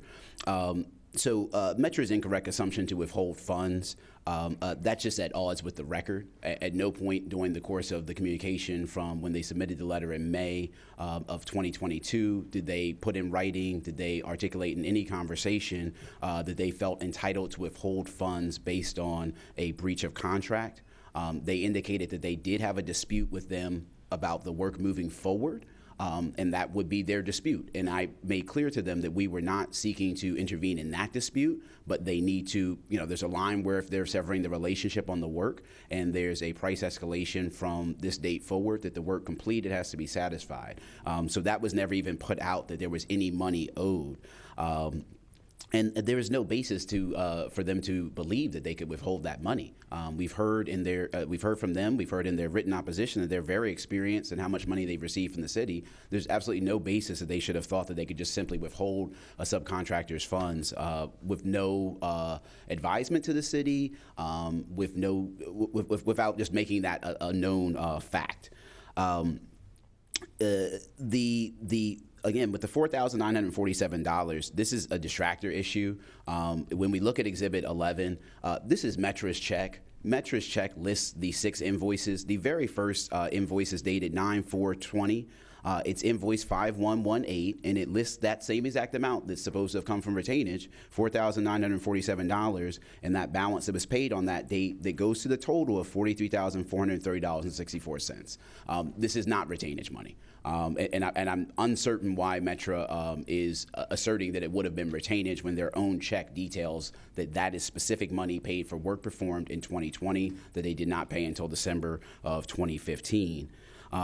The accounting error is also a little vexing from my perspective because DPW was clear when they communicated to them exactly 6 months to the date prior. On June 15th of 2022, they told them that all EICCI invoices must be paid and that they DPW at that time, wanted written submission because they even had concerns about payment to EICCI. So I don't know how you get to an accounting error for 6 months when people repeatedly have told you on at least a handful of occasions to ensure payment is made. I don't know why it would take until December for them to understand that they should check in with their accounting regarding the status. Because again, as I read in the quotes, that was the sole concern of MBU, that they were paid in full and that they were aware of that substitution. So I'm uncertain why they would have had any sort of accounting error that would have persisted for that amount of time. Additionally, we can't minimize the amount. It's very convenient for a large company who routinely gets contracts for multi-million dollars to say $40,000 is pennies. And in a city such as ours, where a lot of people are working and struggling, and we have businesses that are paid paycheck to paycheck, unfortunately, my email inbox on a daily basis is people contacting me that they're on the verge of going out of business, whether it's payments that are delayed from the prime or, unfortunately, a city payment. But people are really having issues with payments, and that's something that we just cannot minimize because it's only $43,000 compared to some of the millions that they are fortunate enough to get. And when we talk about aging infrastructure and things of that nature, those are serious problems. We seriously are trying to solve those. Our new infrastructure czar is working with MBU, and we're really going to make sure that we have minority and women's business participation on that. But we have to ask at what cost. We can't just continue to reward people just to say work's getting done. That, from my perspective, is not acceptable.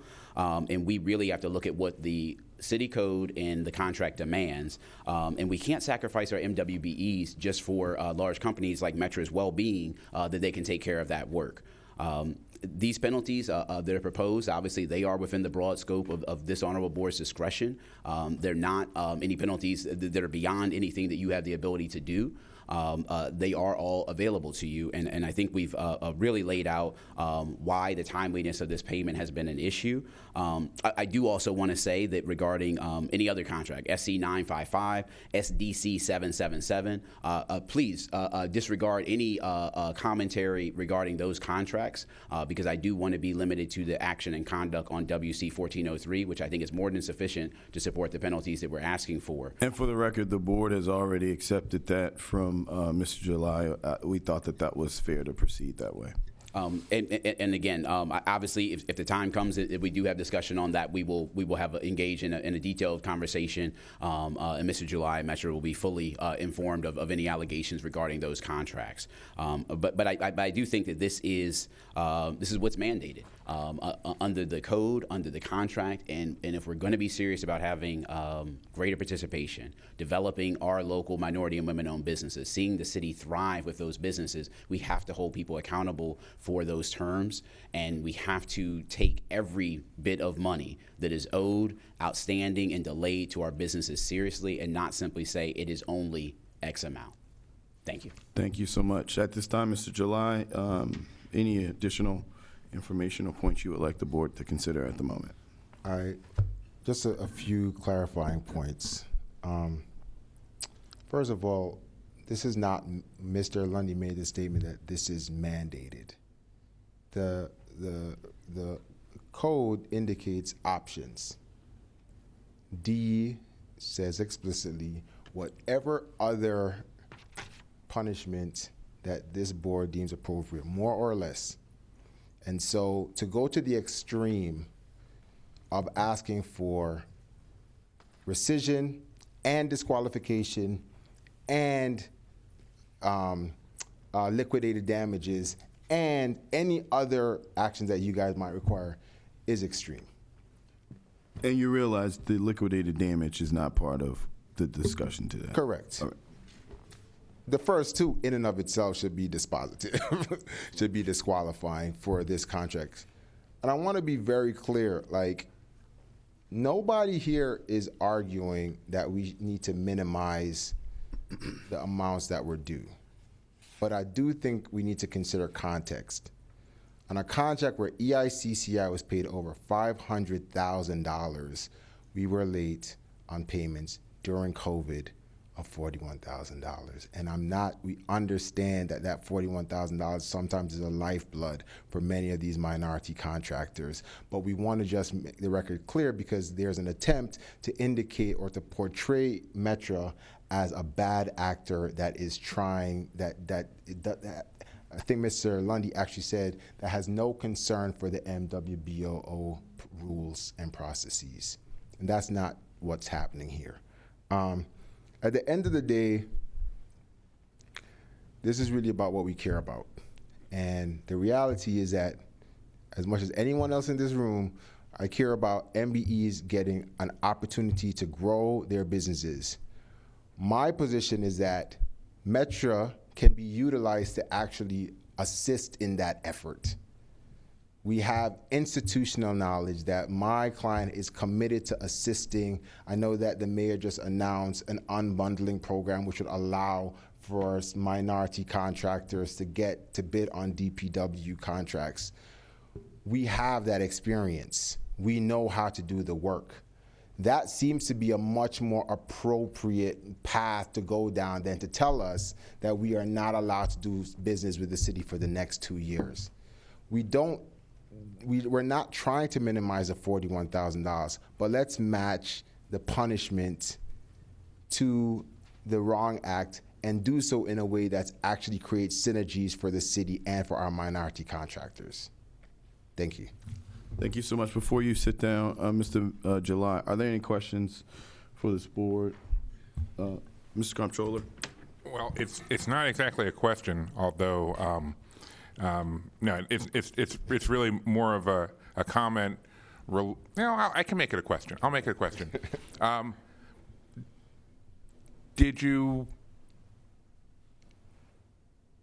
Are you not acknowledging Chief Lundy's point that $41,000 is a lot of money to a number of the subs that the MBU office deals with? No, completely acknowledge that $41,000 would be. Okay. So the reason I raised that question was, if you acknowledge that $41,000 is a lot of money, then even if we were only talking about the one $41,000 payment, which we're not, but even if we were just talking about that, then I would think you would not be pushing the idea that debarment for 2 years is an inappropriate penalty for that particular action. Because once you acknowledge that that's a big deal, then you should also be acknowledging the board's moral responsibility to take that seriously and produce a penalty that is also a big deal. Yeah, so I guess a couple of points. So you mentioned that it's not just about this $41,000, it's other factors, which I'm not sure that I agree with. I believe that it is only about the $41,000 late payment, because I think we just struck from the record the other allegations regarding. I'm not talking about the other allegations regarding Empire. Or the other subs. I'm talking about the pattern and practice of not being honest with the MBU office over the course of over 2 years as to what was actually being paid. Did we strike that? I'm sorry, I missed that if we struck that. We didn't strike that. So we're still dealing with a situation in which your client did. Okay, so I was going to tell this to Chief Lundy afterwards, that I was really impressed with all of the ways he managed not to use the words "they lied" during his presentation. So I will. For 2 years. So that's not actually correct. So it's not that this was not up for dispute for 2 years. What was and correct me on the record, because I want to make sure that I'm speaking correctly. We'll give you an opportunity. I think what happened was that Metro was basically trying to they had incurred increased costs for the contract and had requested that Mr. Lundy sign off on a change order. Mr. Lundy, and DPW chief indicated that they would not sign off on that contract, on that change order for those increased costs that had already been incurred until it was confirmed that EICCI had been paid. So, and correct me if I'm wrong, this is not a dispute that has been ongoing for 2 years. It's a dispute that's been ongoing for some months. When EICCI brought to at the Minority and Women Business Opportunities Office that there was amounts. It's been for some months. The record states that the MBE subcontractor payments were not made until specifically prompted to do so, far in excess of the mandated 7-day prompt payment requirement. Correct. So just to clarify, because I do believe that what was in the memorandum can be confusing. So what happened was that there was amounts that were due over the course of 2 years.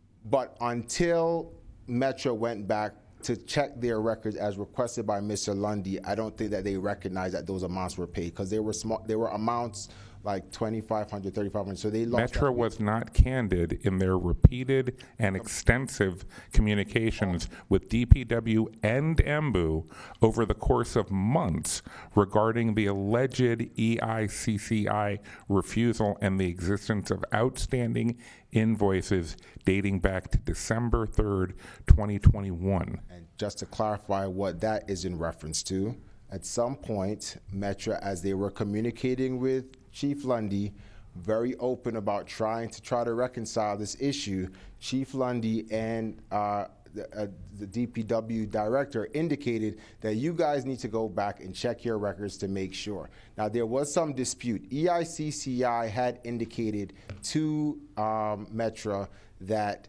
they were not willing to do the work because the increased costs, and that they had amounts that were due, right? Metro did not acknowledge that. Metro took the point of the fact that it wasn't an attempt to be deceptive. They were trying to resolve the issue around getting the change order and getting this new contract paid. And so they indicated that they have the reason for the breach and why they were holding back amounts was because of the fact that EICCI had said that they were not doing any more work on this contract. Once Chief Lundy asked them to go and verify that there was amounts that were owed, they went back to their accounting, found these payments that were going back till 2021. I continue to dispute the argument about a September 20th one, because my client continued to tell me that that's retainage, but that those amounts, once they realized that, they went back to Mr. Lundy and in effusive language in their email said, we found the ones that were missing and we're making those payments. So we are not trying to dispute that that's important. We are saying that the punishment should fit the crime. And despite the fact that $41,000 is a lot of money for me and a lot of people in this room and a lot of businesses, it is it's big as relative as it relates to the contract and the contract we paid EICCI on this individual contract where they were paid some $500,000+. So this $40,000, though it is important, represents some 8% or less of the total cost of the amount that was actually paid to them. And we accept responsibility for that, but we do believe that banning us from doing business in the city for 2 years, when we have been doing work in the city for 20+ years, doing critical infrastructure work, is actually going to be to the detriment of the city. All right, thank you. Thank you. Madam, you finished, Mr. Madam Solicitor? Okay. Mr. July, thank you. I just want to be honest with two issues that are really big for me.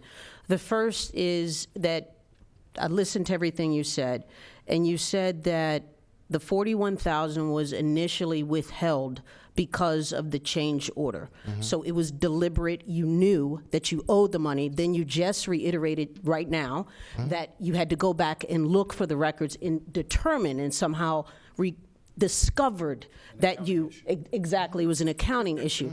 So that is a huge issue for me, and it goes back to the comptroller's point of the deception that goes into it, and the fact that I know now you're not trying to minimize the $41,000, but it is a big deal to our WBEs and our MBEs when we're trying to get them incorporated to wrong to right some of the many wrongs from years ago. It is a big deal. And to state that Chief Lundy is somehow misrepresenting the facts when you stood right before us and you made this misrepresentation, where you said, no, we willingly withheld it. Oh, no, we overlooked it. That's a huge problem. The second thing is that in your opposition, that you're claiming that it is the city's practice of withholding payments or being late, but even the ones that are not in dispute, the latest one from September 4th, 2020, which was over 2 years, the one that you do acknowledge is December 3rd, 2021, and I don't think the city has waited over a year to pay Metra on any one of its accounts, and I would love to see if we've done that, because that would be an issue that I would like to take up. But those are two very big issues for me where, just as we're doing with Council President, we are excluding the other issues. But looking at this issue, it shows a pattern of practices, and just what you have admitted in front of this board today is very problematic for me. I just want to be honest. So I would like to address both of your points. So I think there was there might be some misinterpretation, or maybe I'm not clear about what was going on in terms of the $41,000 that was paid. So as I mentioned earlier, Metra deemed EICCI's actions as a breach of the overall contract, and so they felt they were entitled to hold back any amounts that were going to be paid over to EICCI. They had not gone, this was not an intention, they had not gone and reconciled the books before. They just were not, they knew that they were going to have significantly increased costs as a result of EICCI's unwillingness to perform on the contract, and so they were going to hold back, and they knew that they had paid out some $500,000 plus. When Mr. Lundy asked them to go and check, you know, they otherwise would, we acknowledge that they have not been paying it within the 7 days. When Mr. Lundy asked them to go back and check, they were desperate. This was an act, they were desperate. The record clearly shows they were running out of money, they needed this contract to be fulfilled, and they were basically gonna do whatever it took for them to actually get this change order released so that they could get this money for this contract. And so they went back and they scoured their books at that point, and they found that there was some $38,000 that had been owed that had not been paid. Again, we acknowledge our issue with that, and we will take actions to make sure that that does not happen again. So I just want to make sure this was not an attempt to be deceptive, or certainly was an attempt by me to misrepresent what was going on here. My understanding is that they were not willing to make any more payments because of the breach, and then once Mr. Lundy asked them, they went back and scoured their books and tried to find things that were due, and they came up with this $38,000.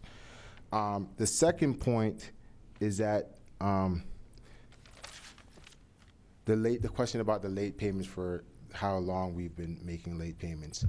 It is true that the city, I have not gone back and looked extensively at the city's payment history as it relates to Metra, but from what I did look at, while it might not have been a year, it certainly was up to 6 months, where they did a contract and didn't get paid on that contract for up to 6 months. And so just from a business and practical standpoint, yes, there might be situations where they might not get paid for 6 months, but during that 6 months, they're still carrying those burdens for that entire time.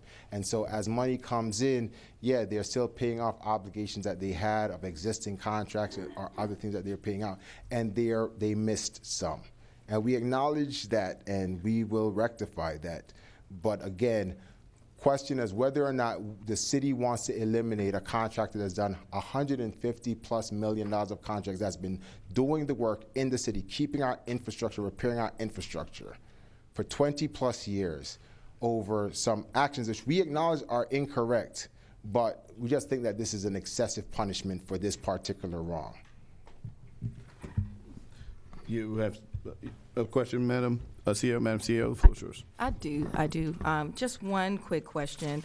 How long had the $41,000 been owed to Metra, how long had the $41,000 been owed to EICCI before Metra unilaterally decided that you all believed, or they believed, that EICCI was in breach of contract? How long was that money owed? So I just want to be clear, because that's a great question. It wasn't that there was it wasn't like one payment that was due that was $41,000. There was amount from December 3rd, 2021 that was $3,600. There was an amount from February 8th, 2022 that was $15,750. There was an amount on March 4th of $5,328, April 5th of $5,121, and one on May 5th, 2022 of $8,684. Okay. So once Mr. Lundy asked us to go back and scrub, and I don't want to like misrepresent to this committee, but it was, you know, some months, maybe 3 months or so, by the time they actually, 2 or 3 months by the time they actually found out and actually made payments. Once they were communicating, it actually might not even be that long. I think it was a shortened period of time where he asked us, actually, that's just, if you just give me a second to just set the record. Yes, no worries. And then while you're looking for that, can you also let me know the exact date that $41,000 payment was made? Okay.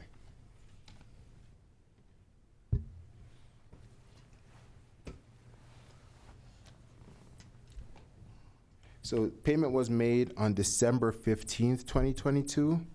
And the correspondence with Mr. Lundy about I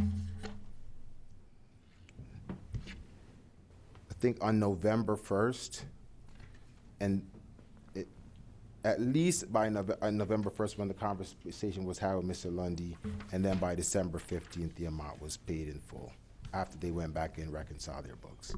Got it. And so around November is when you all were in communication with Mr. Lundy and the MBU office about concerns around the inability or the alleged inability of this contractor to be able to perform the work, and you all withholding these funds. But when we look back at the dates that you provided, it looks like payment was owed all the way back to December 3rd of 2021. So that's almost an entire year before there was an actual dispute, it appears. So correct. And again, so as far as I'm aware, EICCI, until this May or so email where they had expressed that they were no longer going to be doing work on the contract, which we had written them in for, had not expressed to us that amounts were due. I'm not sure if Mr. Lundy has other information, but I'm not aware that EICCI had indicated that there was amounts that were due. And so you have to put some brackets around kind of the time period that we're talking about. I think in May, they had expressed that they were not going to be doing any work on this contract anymore, and expressed that they were concerned about not being paid. I think by that time we had determined that this was a breach, and so we weren't going to be making any additional payments to them because now we were going to have increased costs as a result of their breach. At some point they made, I think in October, they made a complaint to Mr. Lundy. We were in communication with Mr. Lundy through November. He asked us to go back and check our records. We did that, and by December, the full amount was paid. Got it. I do want the record to reflect, if you're referring to that May 26th email, what we have in front of us is an email that states that the contractor was no longer going to perform the work until they were paid balances owed, and for no other reason other than that. Mm-hmm. So I just want to be clear about that. Yeah, so I think, again, there's some EICCI's position was that they're not going to be doing any work until they're paid. Metro says that we weren't planning on paying because they were now in default under that same contract. Thank you. Thank you for that line of questioning, Madam CEO. At this point, are there any additional questions or concerns? At this time, the board will entertain a motion. Thank you so much, Mr. July. Thank you. So move for the recommendations that Chief Lundy outlined earlier. Second. It's been moved and seconded. All in favor, please say aye. Aye. All those opposed, please say nay.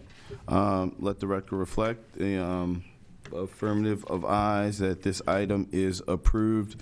I don't want it to escape on us, I guess, the action that just took place here today. And I think that it goes far from beyond this board. It goes to the leadership, definitely starting with the mayor, but more specific to the boots on the ground as it relates to Chief Brown in procurement, Chief Lundy and his team, that we have been committed in the administration as well as the council to continue to provide the resources to go and do the thorough investigations that's needed to provide the context of the situations that many of our minority women-owned businesses have been in for far too long. It doesn't escape me of the motivation and the push that we have in our solicitor's office through Solicitor Thompson. It doesn't escape me as it relates to the background and the push and the care and the motivation of our Chief Administrative Officer and Ms. Faith Leach, nor does it escape me on what the comptroller has done since day one. And then last but certainly not least, Dr. Director Mitchell, if it wasn't for his office and their timely responses and emails about this. The reality is, folks, this does not happen, right? We hear these whispers.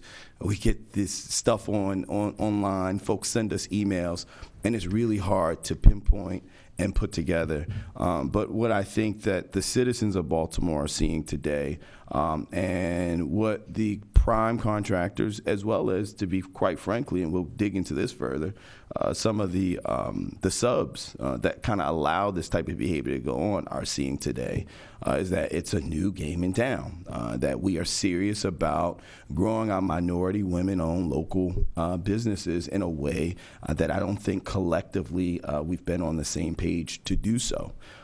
Why that's so important, and I've heard murmurs, we're just trying to help a couple small minority or a couple women-owned businesses. That is not the case, because when you look at the residual effect of providing a capacity to grow, Madam Solicitor, for a minority or women-owned small business in our city, we know that they're more likely to hire from our city. We know that they're more likely to give back to our city. We know that that ecosystem looks totally different than many of our primes who sit in other states at particular times. So I just want to be really clear that we were trying to be extremely diligent today, provide the due diligence to this particular issue. We truly appreciate the unyielding advocacy from Mr. Venroy July on behalf of his client. But then we also want to acknowledge the amount of effort, time, and attention that this has been placed on individual departments, but more importantly, the collective spirit of where the city of Baltimore is moving. So with that, we're going to move on to the next item. I think the next item that we have, Madam Clerk, you can correct me if I'm wrong, is non-routine agenda, and it could be found on page 67, SB 231073, Law Department Settlement Agreement and Release. The request is to approve a settlement agreement for Ms. Angela Lee, who was a pedestrian involved in an accident with Department of Transportation. On behalf of the department, we have Matthew Bradford, Chief of Staff for the City Solicitor's Office. Mr. Council President and members of the board, thank you for your time today. This is a request for Deputy. Stephen is out. He's getting there. Okay, I'm sorry. a deputy city solicitor is out We've had today. some moving parts lately. I don't think we've had a chance to meet before, but appreciate you coming, Mr. Chief of Staff. Nice to meet you, Mr. Yes, sir. President. So this is a request for the board's approval of a law department settlement in the matter of Angela Lee versus Mayor and City Council of Baltimore. The settlement amount is $30,000. The lawsuit concerning the settlement arose out of a January 25th, 2019 motor vehicle incident involving a pedestrian, Miss Lee. Miss Lee was waiting for an MTA bus on North Calvert Street near its intersection with Pleasant Street. At the same time, a DPW trash truck was stopped at the bus stop. As the bus approached, Miss Lee stepped from the sidewalk into the street to hail and board the bus. At the same time, another city vehicle, a DOT pickup truck, was backing on the same side of Calvert Street and struck Miss Lee. The truck's rear view was obstructed by salt dispensing equipment, and its rear view camera was also malfunctioning or not working. Miss Lee fell to the ground and suffered a broken pelvis. Her injuries required medical treatment and assistance in her daily living for a period of time. The law department, her medical bills totaled in excess of $15,000. She also lost about $2,800 in stipend payments for her volunteer work with the city. The law department requests approval of this settlement given the serious nature of the incident, a pedestrian being struck by a vehicle, as well as the seriousness of her injuries. I'm happy to answer any questions that the board has. Thank you so much, Mr. Chief of Staff. Are there any questions or concerns from members of the board? Hearing and seeing none, the board will entertain a motion. So moved. Second. It's been moved and properly seconded. All those in favor, please say aye. Aye. All those opposed, please say nay. The ayes have it. This item is approved. The next item on non-routine can be found on page 67, SB 2310753, Law Department Settlement Agreement and Release. The request is to approve a settlement agreement. I'm sorry, that is the old one. We're moving on. The next item on non-routine can be found on page 68, SB 2310860, Law Department Settlement Agreement and Release. The request is to approve a settlement agreement in Gray versus Mayor, City Council of Baltimore regarding an automobile accident in which she was struck by a police vehicle that was responding to an emergency. On behalf of the Law Department, we have the Chief of Staff. Thank you, Mr. Council President. And a small correction that the Madam Clerk made earlier. This was actually a fire truck involved accident, not a police vehicle. So this is a request for the board's approval of a Law Department settlement in the matter of Tanaya Gray versus Mayor and City Council of Baltimore. The settlement amount is $30,000. This matter concerns an October 1, 2021 motor vehicle collision. A fire truck was traveling with lights and sirens activated on West Mulberry Street. Approaching a red light, the driver proceeded through West Mulberry's intersection with Carey Street without slowing down or stopping the truck. At the same, and his view was obstructed to the left due to trees that were planted to the left of him. At the same time, Ms. Gray's vehicle was traveling westbound on Carey Street to the left of the truck. She entered the intersection on the green light and her vehicle was struck by the fire truck. She suffered serious injuries, including a fracture below her eye and injuries to her neck and back. Her medical bills exceeded $26,000. The Law Department requests approval of this settlement given the circumstances of the collision and Ms. Gray's serious injuries. And a quick note regarding discipline. The fire department suspended the driver immediately, but he resigned from the department before disciplinary procedures could be completed. Thank you so much, Mr. Chief of Staff. You know, that's always the question from this board, so we appreciate you being properly prepared and bringing that information. At this time, are there any questions or concerns from members of the board for the Law Department? Not anymore. Hearing and seeing none, I'll entertain a motion. So moved. Second. It's been moved and probably second. All those in favor, please say aye. Aye. All those opposed, please say nay. The ayes have it. This item is approved. Thank you, Mr. Council. Thank you to the board. Thank you so much. We're going to jump ahead because we have a councilwoman that needs to get to Annapolis. That's why I called her up to make sure I knew the item that she was here to see. So we're going to jump to the last walk-on item. That is Clifton Park. Oh, are we still going to do the underground snow? Yeah, we're doing everything. So we're just going to jump ahead because we want to get our amazing councilwoman down to Annapolis. So the next item that we're going to hear on our routine is in a walk-on item from the Department of Recreation and Parks. The request is to approve spending grant funds to construct a new football field and track at Clifton Park in conjunction with the Maryland Stadium Authority and Baltimore City Board of School Commissioners. On behalf of Baltimore City Recs and Parks, we have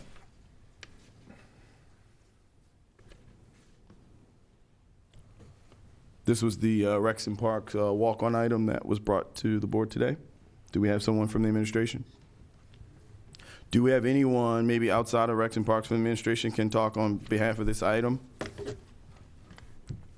Well, we're going to allow our amazing councilwoman to speak on this item. I'm pretty sure she has some pretty good details that maybe the board will be able to take in to ensure that we move past this item.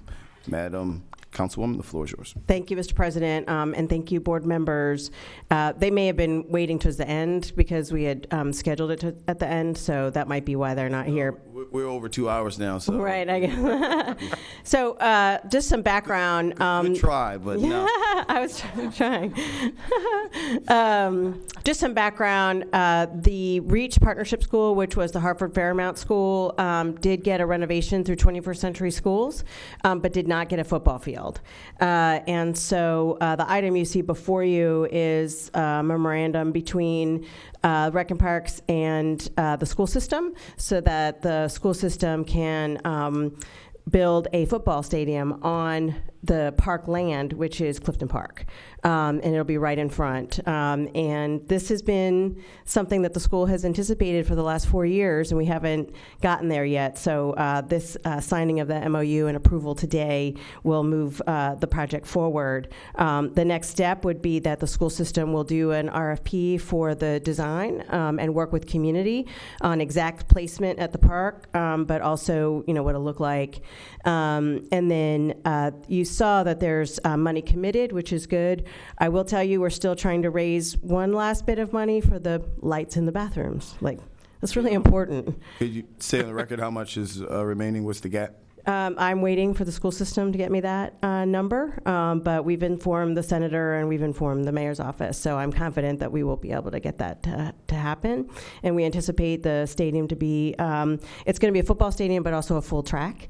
So it'll be a great asset for the community as well as for the school. So we're asking your support. Thank you so much. Thank you so Thank much. you. We appreciate it. There is no one here from the school board or, of course, the Maryland Stadium Authority, but most importantly, Rec and Parks. But I don't want to speak for the board. I feel like I have enough information to move forward. Are you guys okay with that? Yes. Yes, sir. Mr. Comptroller? I do agree that thanks to the councilwoman being here and being able to talk knowledgeably about this project, that I'm comfortable moving forward. But I would ask for the city administrator's assistance in reminding all agencies that all walk-on items are automatically on non-routine. So if they walk on an item, they really need to be here to talk about it. Yes, sir. It's already been done. Okay, thank you. All right, so at this time, I'll entertain a motion. So moved. Second. It's been moved and probably second. All those in favor, please say aye. Aye. All those opposed, please say nay. The ayes have it. This item is approved. Thank you, Madam Thank you so Councilwoman. much. Safe Thank you travel so to much. Annapolis. Appreciate it. Thank you. We're going to jump back, and then we're going to go to the Snow Melt franchise. And the reason we're doing that, remember, we pulled that off of routine and put it on non-routine because there was a letter of opposition, and we wanted to provide an opportunity for the public, if there, so be it, would like to oppose this particular measure. So the next item we're going to hear on the non-routine agenda can be found on page 15, SB 2310821. City Council Bill Franchise Agreement. The request is to approve the Johns Hopkins Underground Snow Melt franchise, which is pending in the City Council under Bill 22-214, as this board communicated earlier.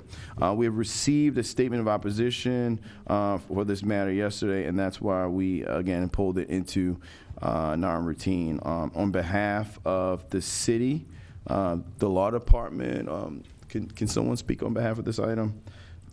Anyone from Johns Hopkins, City Council, Law Department here to speak on behalf of this item? Hopkins is. Hi, good afternoon. My name is Jennifer Melke. I'm the Director of Local Government and Community Affairs for Johns Hopkins University in Medicine. Thank you. Happy to answer any questions, but the snow melt system, the franchise agreement, will permit the Johns Hopkins Hospital to construct a snow melt system as part of the Center for Surgery and Child Center for Surgery and Medical, which is currently under construction, and the 1700 blocks of Monument Street. The system is basically a system of plastic coils where water and glucose moves through not at a temperature that would exceed anything just to melt snow or ice that might accumulate on the sidewalk. So the benefits of it, it actually extends the life of the concrete. In addition, it will reduce the amount or the need for salt. So there's environmental benefits to that. So it also proactively provides protections to some of your physically vulnerable patients that will be entering in that new center. Is that accurate? Primarily, thank you for pointing that out. Yes, the primary benefit is just to have something that's automatic for safety for folks entering our new facility. Seems like your insurance company would like that. Thanks very much. At this time, are there any questions or concerns from members of this board regarding this? Thank you so much. Now, there was an opposition we received from Ms. Seltzer. Is Ms. Seltzer present in the room today or online? If you are online, if you could please try to unmute yourself and state your name. Do we see Ms. Seltzer online? Ms. Hubbard? We don't. Okay, is there anyone else here that would like to provide any opposition to this franchise agreement? Hearing and seeing none in the room, we will go back to online from a virtual perspective. Is there anyone that is online that would like to speak in opposition to this particular item? So the board has noted the letter of opposition that was provided as of yesterday in our due diligence to ensure that we provide the most transparent and accessible way for citizens to complain. We brought this to non-routine to ensure that we could hear it. At this time, I think that we've done our duty in that department, and I will take a motion. So moved. Second. It's been moved and probably seconded. All those in favor, please say aye. Aye. All those opposed, please say nay. The ayes have it. This item is approved. Thank you for coming out today, Jennifer. Okay, now jumping back. Hold on, let me get all my notes together.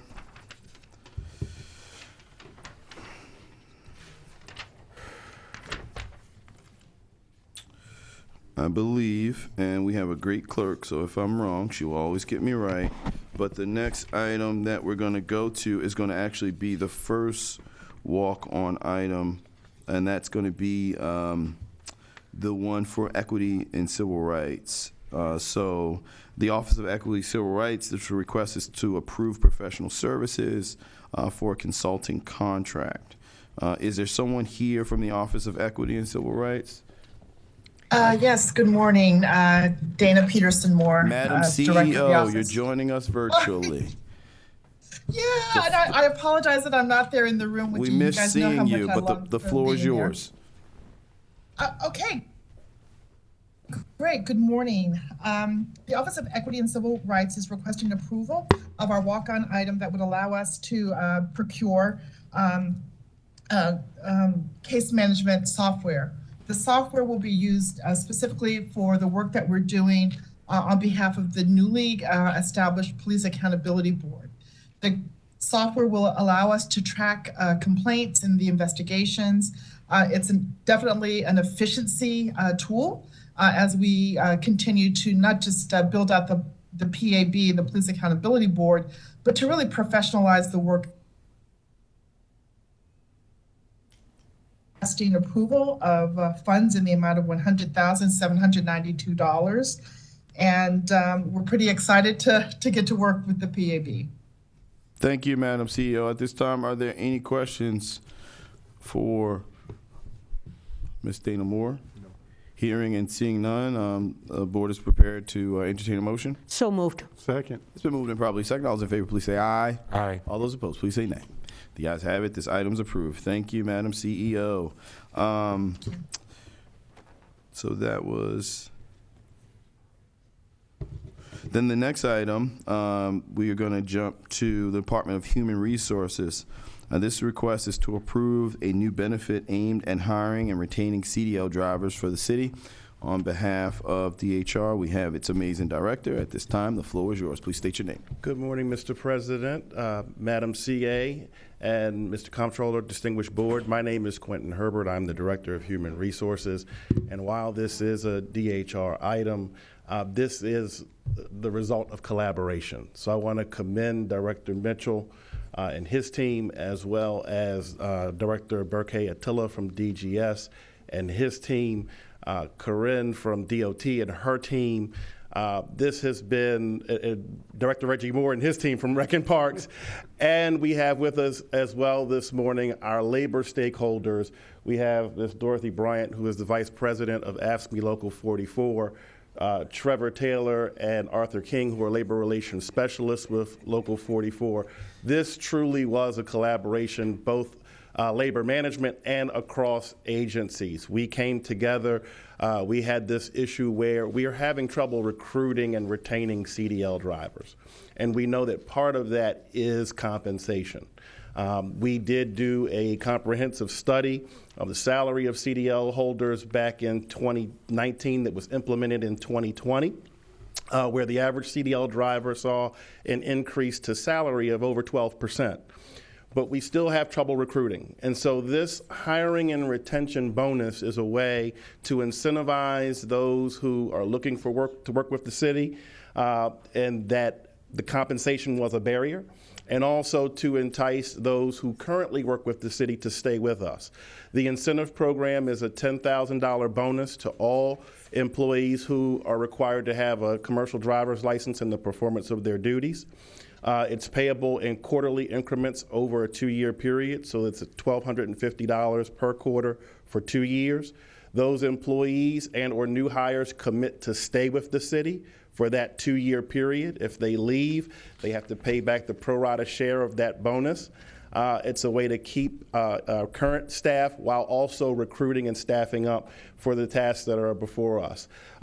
We've partnered with labor, and this is an example of where we partner together to get better benefits. They are communicating this, and we're here today so they can communicate this to their membership and to also get the word out. We also will be engaging, working with the agencies now to market this benefit.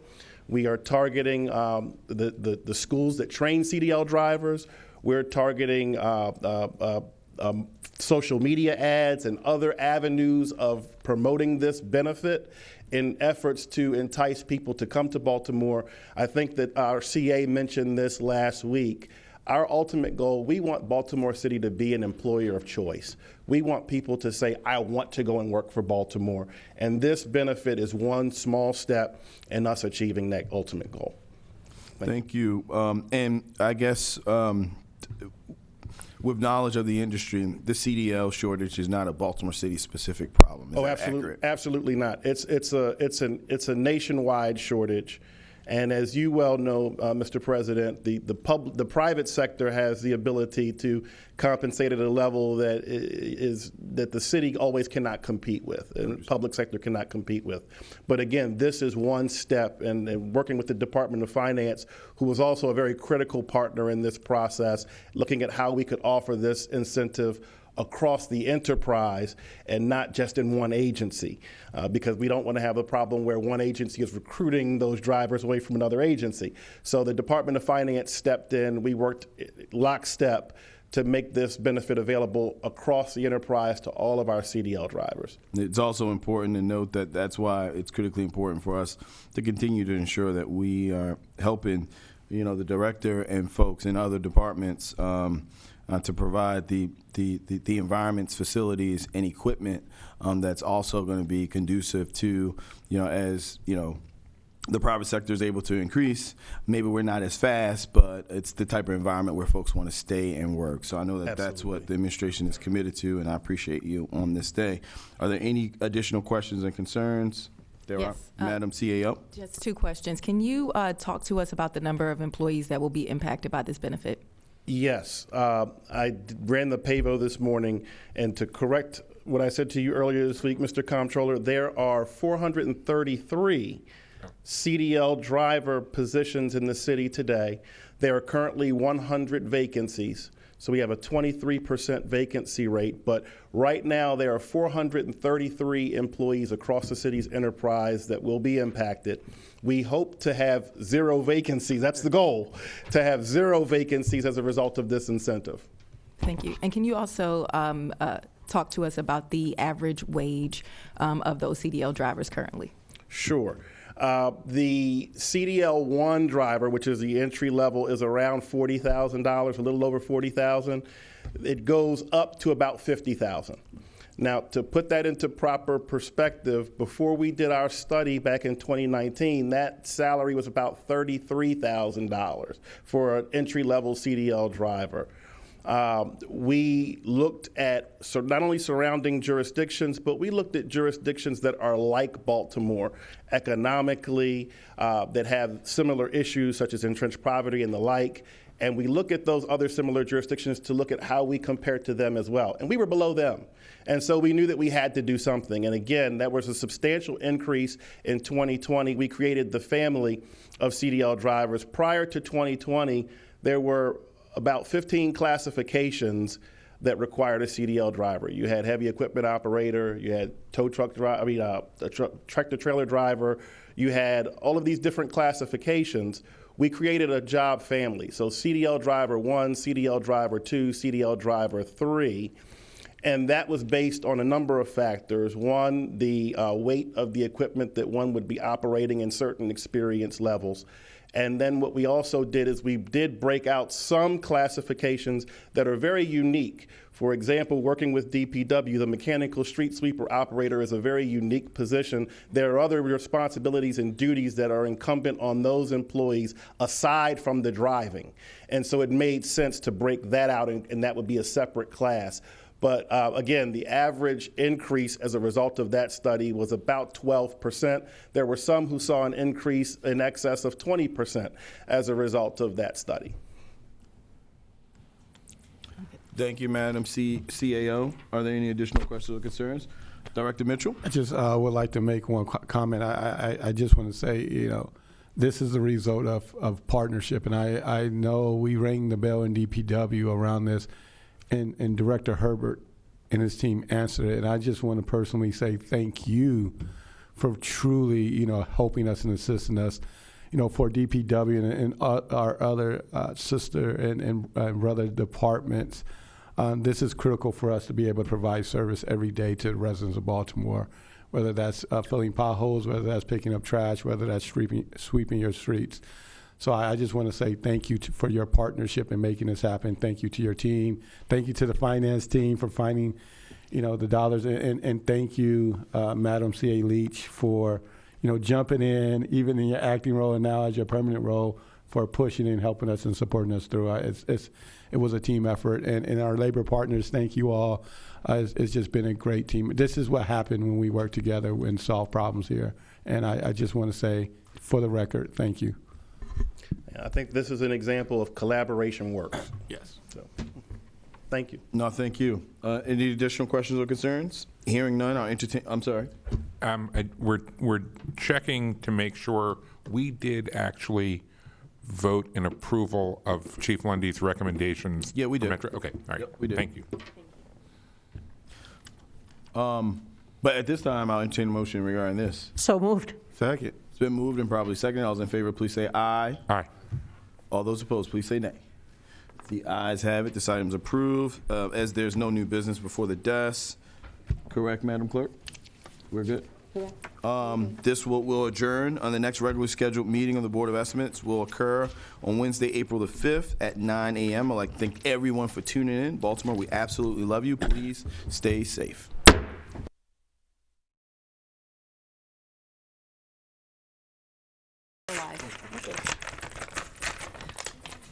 Good afternoon, everyone. Welcome to Board of Estimates bid opening for March 15th, 2023. I'm Celeste Amato, Clerk of the Board of Estimates.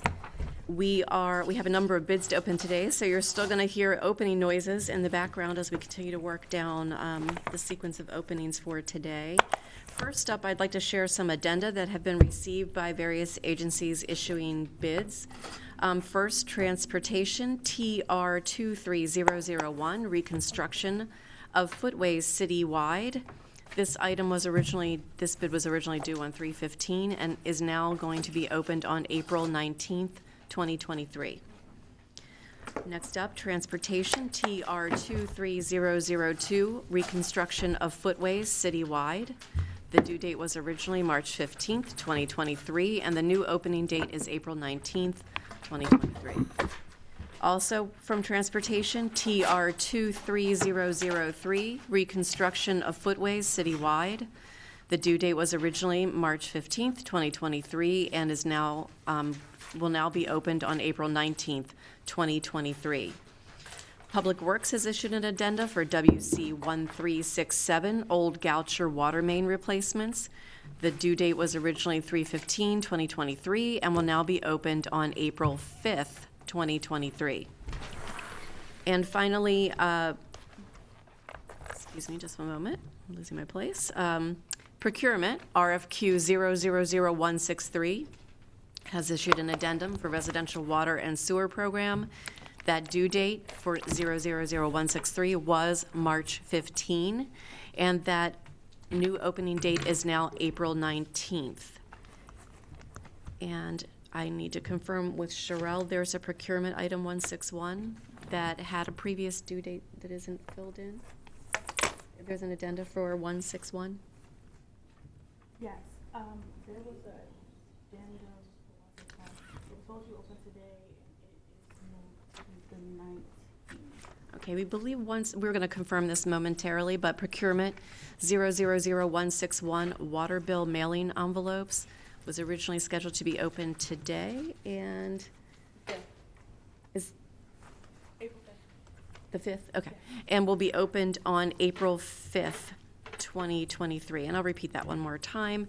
000161, bid for procurement water bill mailing envelopes. This item was scheduled for 3:15 and will now be opened on April 5th, 2023.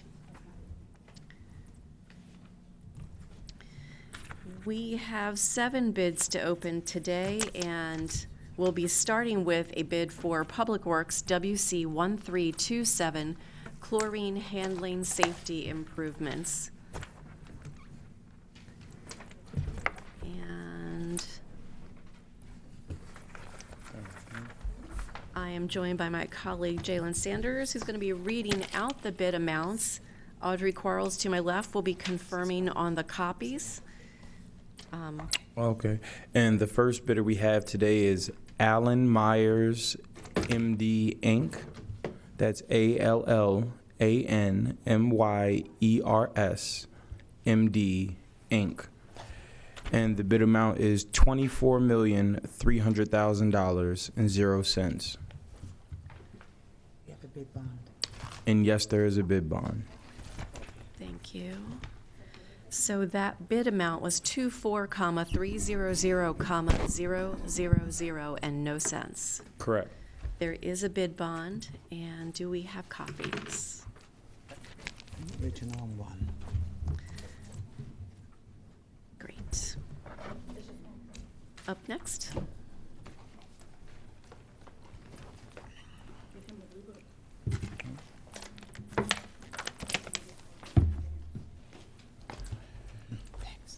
The next one we have is from W.M. Scholliser Company, Inc. That's W.M. Scholliser Company, Inc. for a bid amount of $31,877,000 and 0 cents. That number was 31,877,000.00. Yes, and a bid bond is attached. And do we have copies? Yes, you have, is this the original plus 2? Plus 2. And that bid amount was $31,877,000 and 0 cents. The next bidder is the Whiting Turner Contracting Company, Inc. And the bid amount is $24,898,000 and 0 cents. And that number was 24,898,000.00. Yes, and there's a bid bond attached. Thanks. Wait a minute, where's the amount? Hold I'll read on. the number again. Yeah, wait a minute, because it's not on this. Hold on. There's no price on this one. Oops, nothing on here.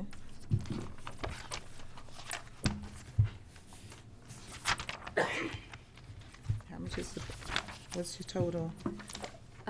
If we don't have the total on the copy, we'll have Jalen hand you the original one. I'll verify it with you one more time. The amount on the original is $24,898,000 and 0 cents. Handing over the original. Okay. All right, Thanks, thanks. Jim.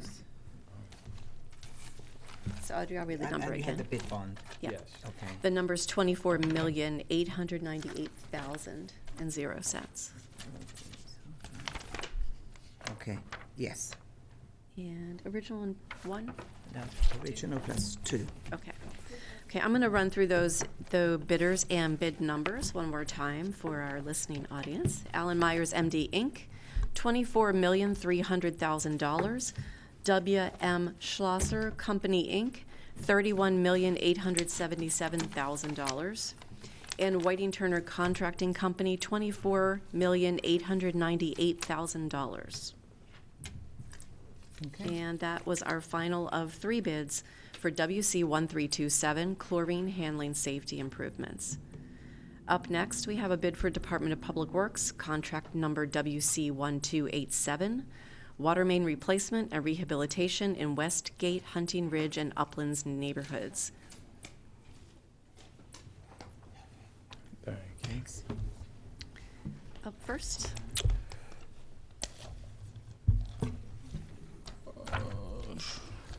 Up first is Monumental Paving and Excavating, Inc., and the amount is $24,676,616.69.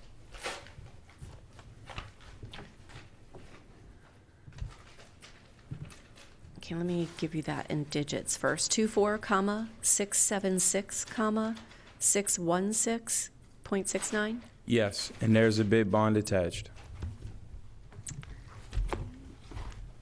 And Audrey, I'm going to read that number again to you. That was Monumental Paving and Excavating for $24,676,616.69. The original plus one. Thank you.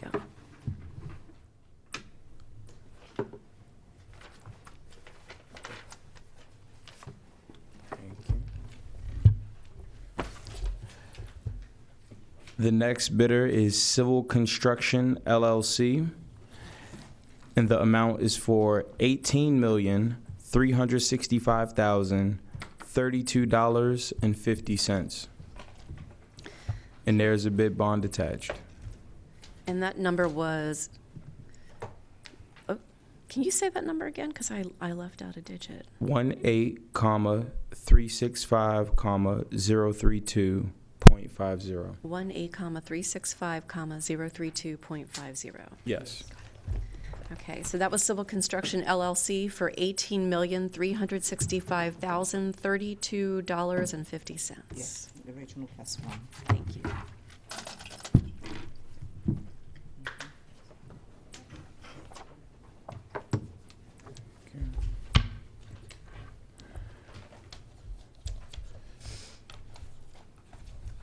The next bidder is J. Fletcher Creamer and Son, Inc., and the amount is $19,320,105.00. That was 19,320,105.00. Yes, and the bid bond is attached.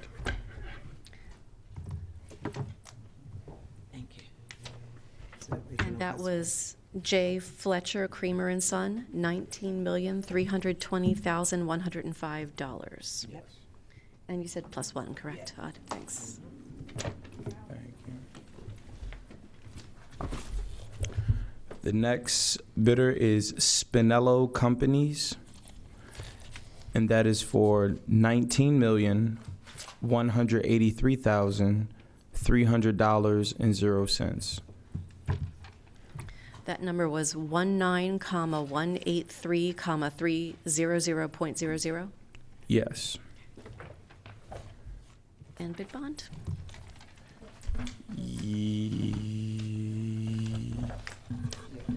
Yes, there's a bid bond. So that was Spinello, $19,183,300. Yeah, I don't see it in here, but that's okay. I don't see it in here. Oh, a second total in the copy? Okay. Great, I'm going to run through those bidders one more time for our listening audience. Again, this was contract WC 1287, water main replacement and rehabilitation in Westgate, Hunting Ridge, and Uplands neighborhoods. We've received 4 bids. Spinello, $19,183,300. Monumental Paving and Excavating, $24,676,616.69. J. Fletcher Creamer and Son, $19,320,105.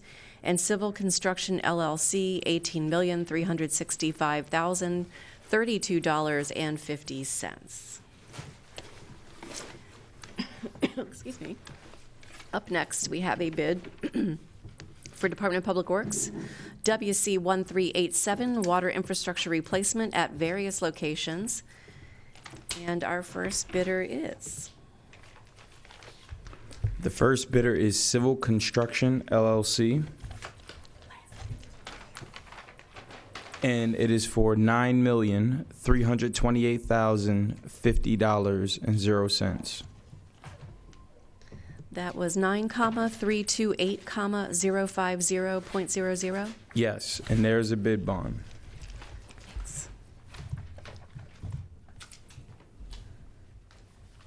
And these are usually an original plus one. Yeah. Original plus one. Okay, that was civil construction, $9,328,050.00. Thanks. Up next,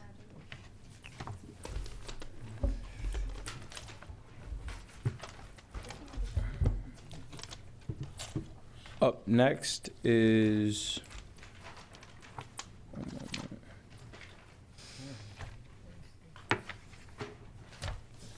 Spinello Companies for $10,330,000.00. And there's a bid bond. that number was 10,330,000.00. Yes. That was Spinello, $10,330,000.00. And up next, Up next is Monumental Paving and Excavating, Inc. for $13,442,347.69. that number was 13,442,347.69. Yes, and there's a bid bond. Thank you.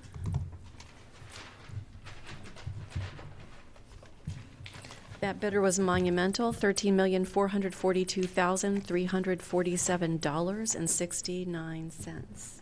Original plus one.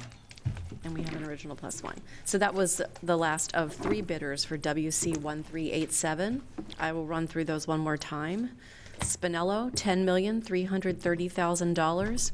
Monumental Paving, $13,442,347.69. And Civil Construction, $9,328,050.00. Up next for the Bureau of Procurement, RFQ 000174. This is for lead hazard reduction program. This is an itemized bid, which means we will not be reading totals because there are no totals in itemized bids. We will be sharing the respondents to this RFQ. The first one up is Green and Healthy Homes Initiative, Inc. Got that? That was Green and Healthy Homes Initiative, Inc. No big one. I don't know, there probably would not be for this one. But do we have copies? Yeah, original plus three. We have an original plus 3. Up next, Up next is First Potomac. One moment. I'm trying to make sure I get the pronunciation right. yeah, and I'm not sure I have this. Do you want to spell it, Jalen? Because I have an ENV. I don't know if that's a complete name. Yeah, I don't know if that's ENV or EAS, but it's First Potomac, I would assume, Environmental Company. ENV Co. Yeah. Okay, that's how I have it too. Do we have an original and copies? Yeah, 'cause I didn't get it. Thanks. No worries. First Potomac. Okay, environmental. All right, this is it. Original plus three. Got it. Okay.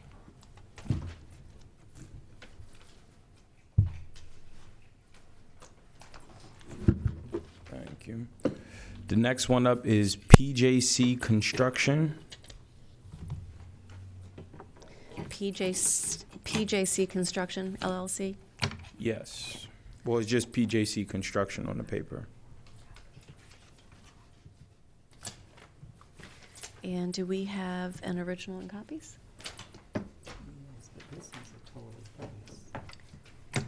It's supposed to be itemized, so we're not going to read that. They can review it. We'll let the agency review. We were told this one was itemized.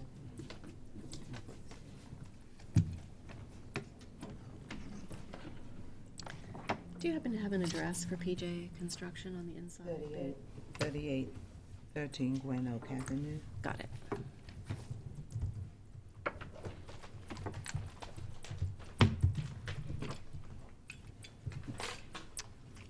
And up next,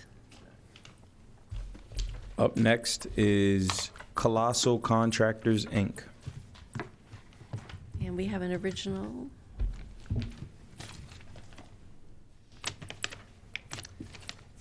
+3. +3.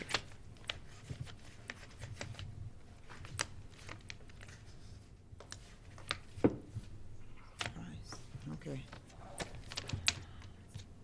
I'm good. Okay. Up next.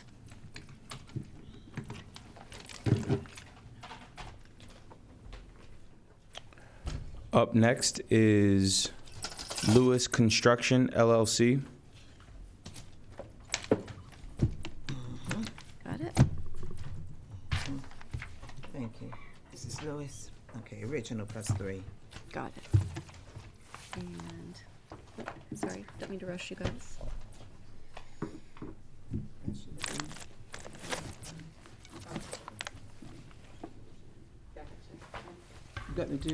The next one up is MAC PAR Services, LLC. MAC PAR Services. LLC. Original +3. Thank you. It's original. The next one is GEO Environmental Services, LLC. Those are the companies. GEO Environmental Services, LLC. Was that our final? It's original +2. I believe that was our final of 7, correct? There's nothing else for 174. You want to read them? Yeah, I'm going to read through them. I just want to make sure we didn't So I have can any check more. them off right here. Okay. These are not yet in alphabetical order, but I have PJC Construction, LLC, Lewis Construction, LLC, MacPar Services, LLC, First Potomac ENV Co., GEO Environmental Services, LLC, Green and Healthy Homes Initiative, Inc., and Colossal Contractors, Inc. Okay.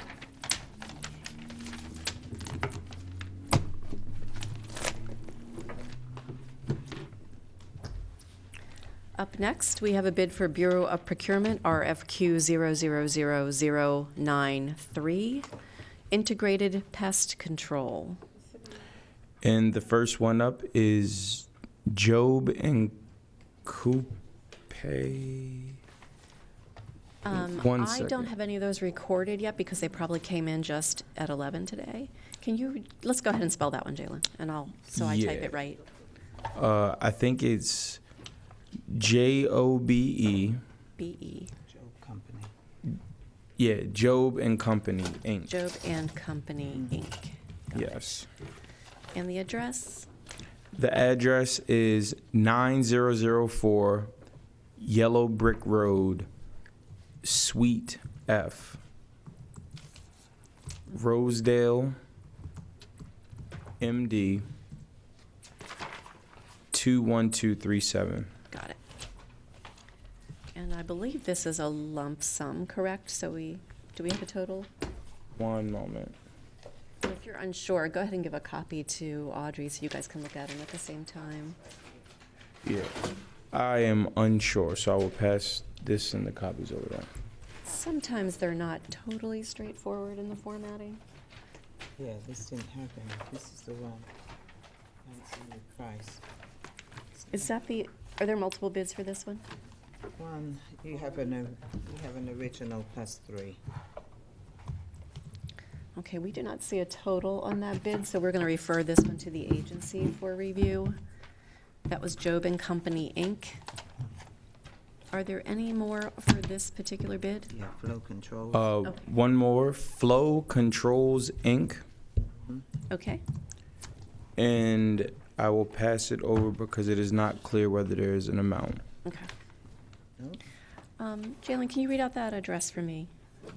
The address is 7844 Bel Air Road, Baltimore, MD. Hang on just one second, please. This is out of sequence because I am recording 093. So, yeah, that's not the one I read out. I read out 093, which was for integrated pest control. Do we have any respondents for integrated pest control?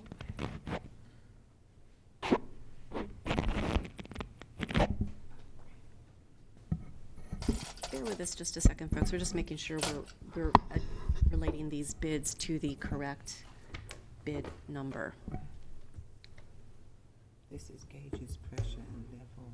Yeah, I know. measurement. I'm looking for any respondents to 093 integrated pest control. None. Okay, nobody said that.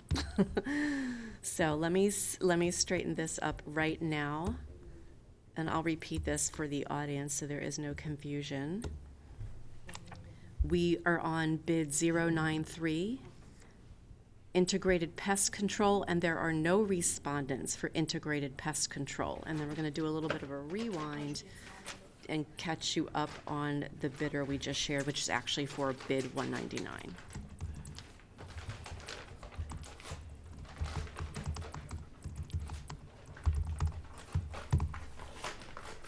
Okay.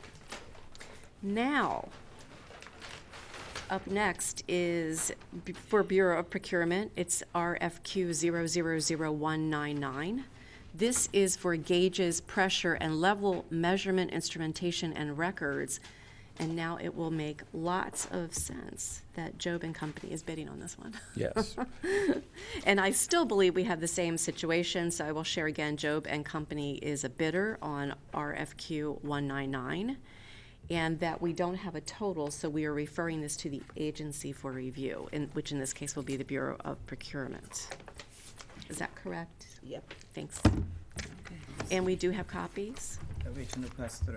Plus 3, okay. And I moved that information to the right sheet. Yes. And the next one is Flow Controls, Inc.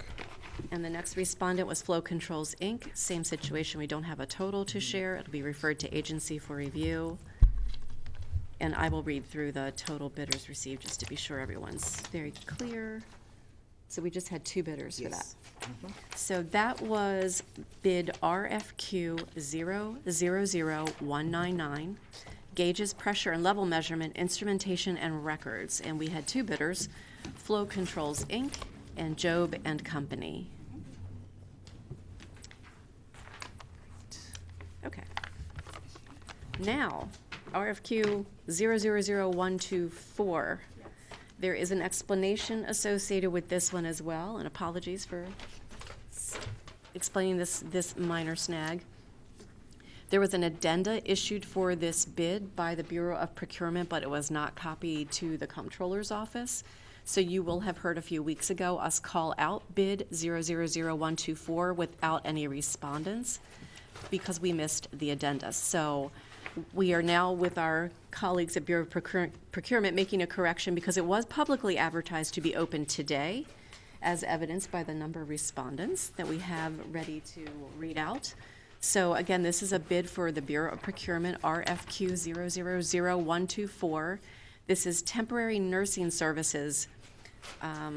It says School of Health in parens. I'm not sure exactly if that was the title of the bid itself. But again, it's 000124, temporary nursing services. And Jalen, I'm not sure if this one has totals or it's itemized. This one does not have a. Okay, can you come down and take a look at this one? Just to show Jalen where you saw the totals, just to make sure we don't read out anything we should not. The bid itself has totals, That one doesn't, oh, okay, got it. Okay. So we should, Jalen and I should be seeing totals for each one. We just may have identified one that didn't total.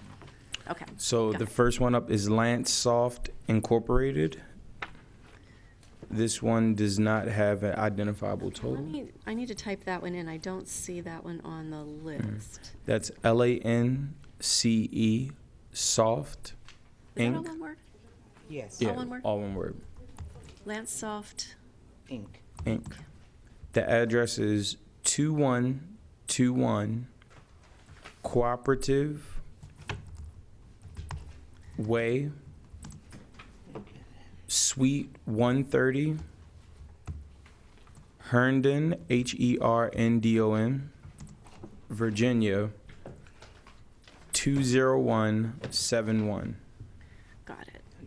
And, hold on one second. Can you read that address, because it's different here? Landsoft, 2121 Cooperative Way, Suite 130, Herndon, Virginia. It's two different addresses. Okay. But you don't see a total either in any of the copies. We're just reviewing now to make sure we haven't missed a total on any of the sets received. Okay. So we will not be able to share a total for that company. We'll refer this to the buyer for review.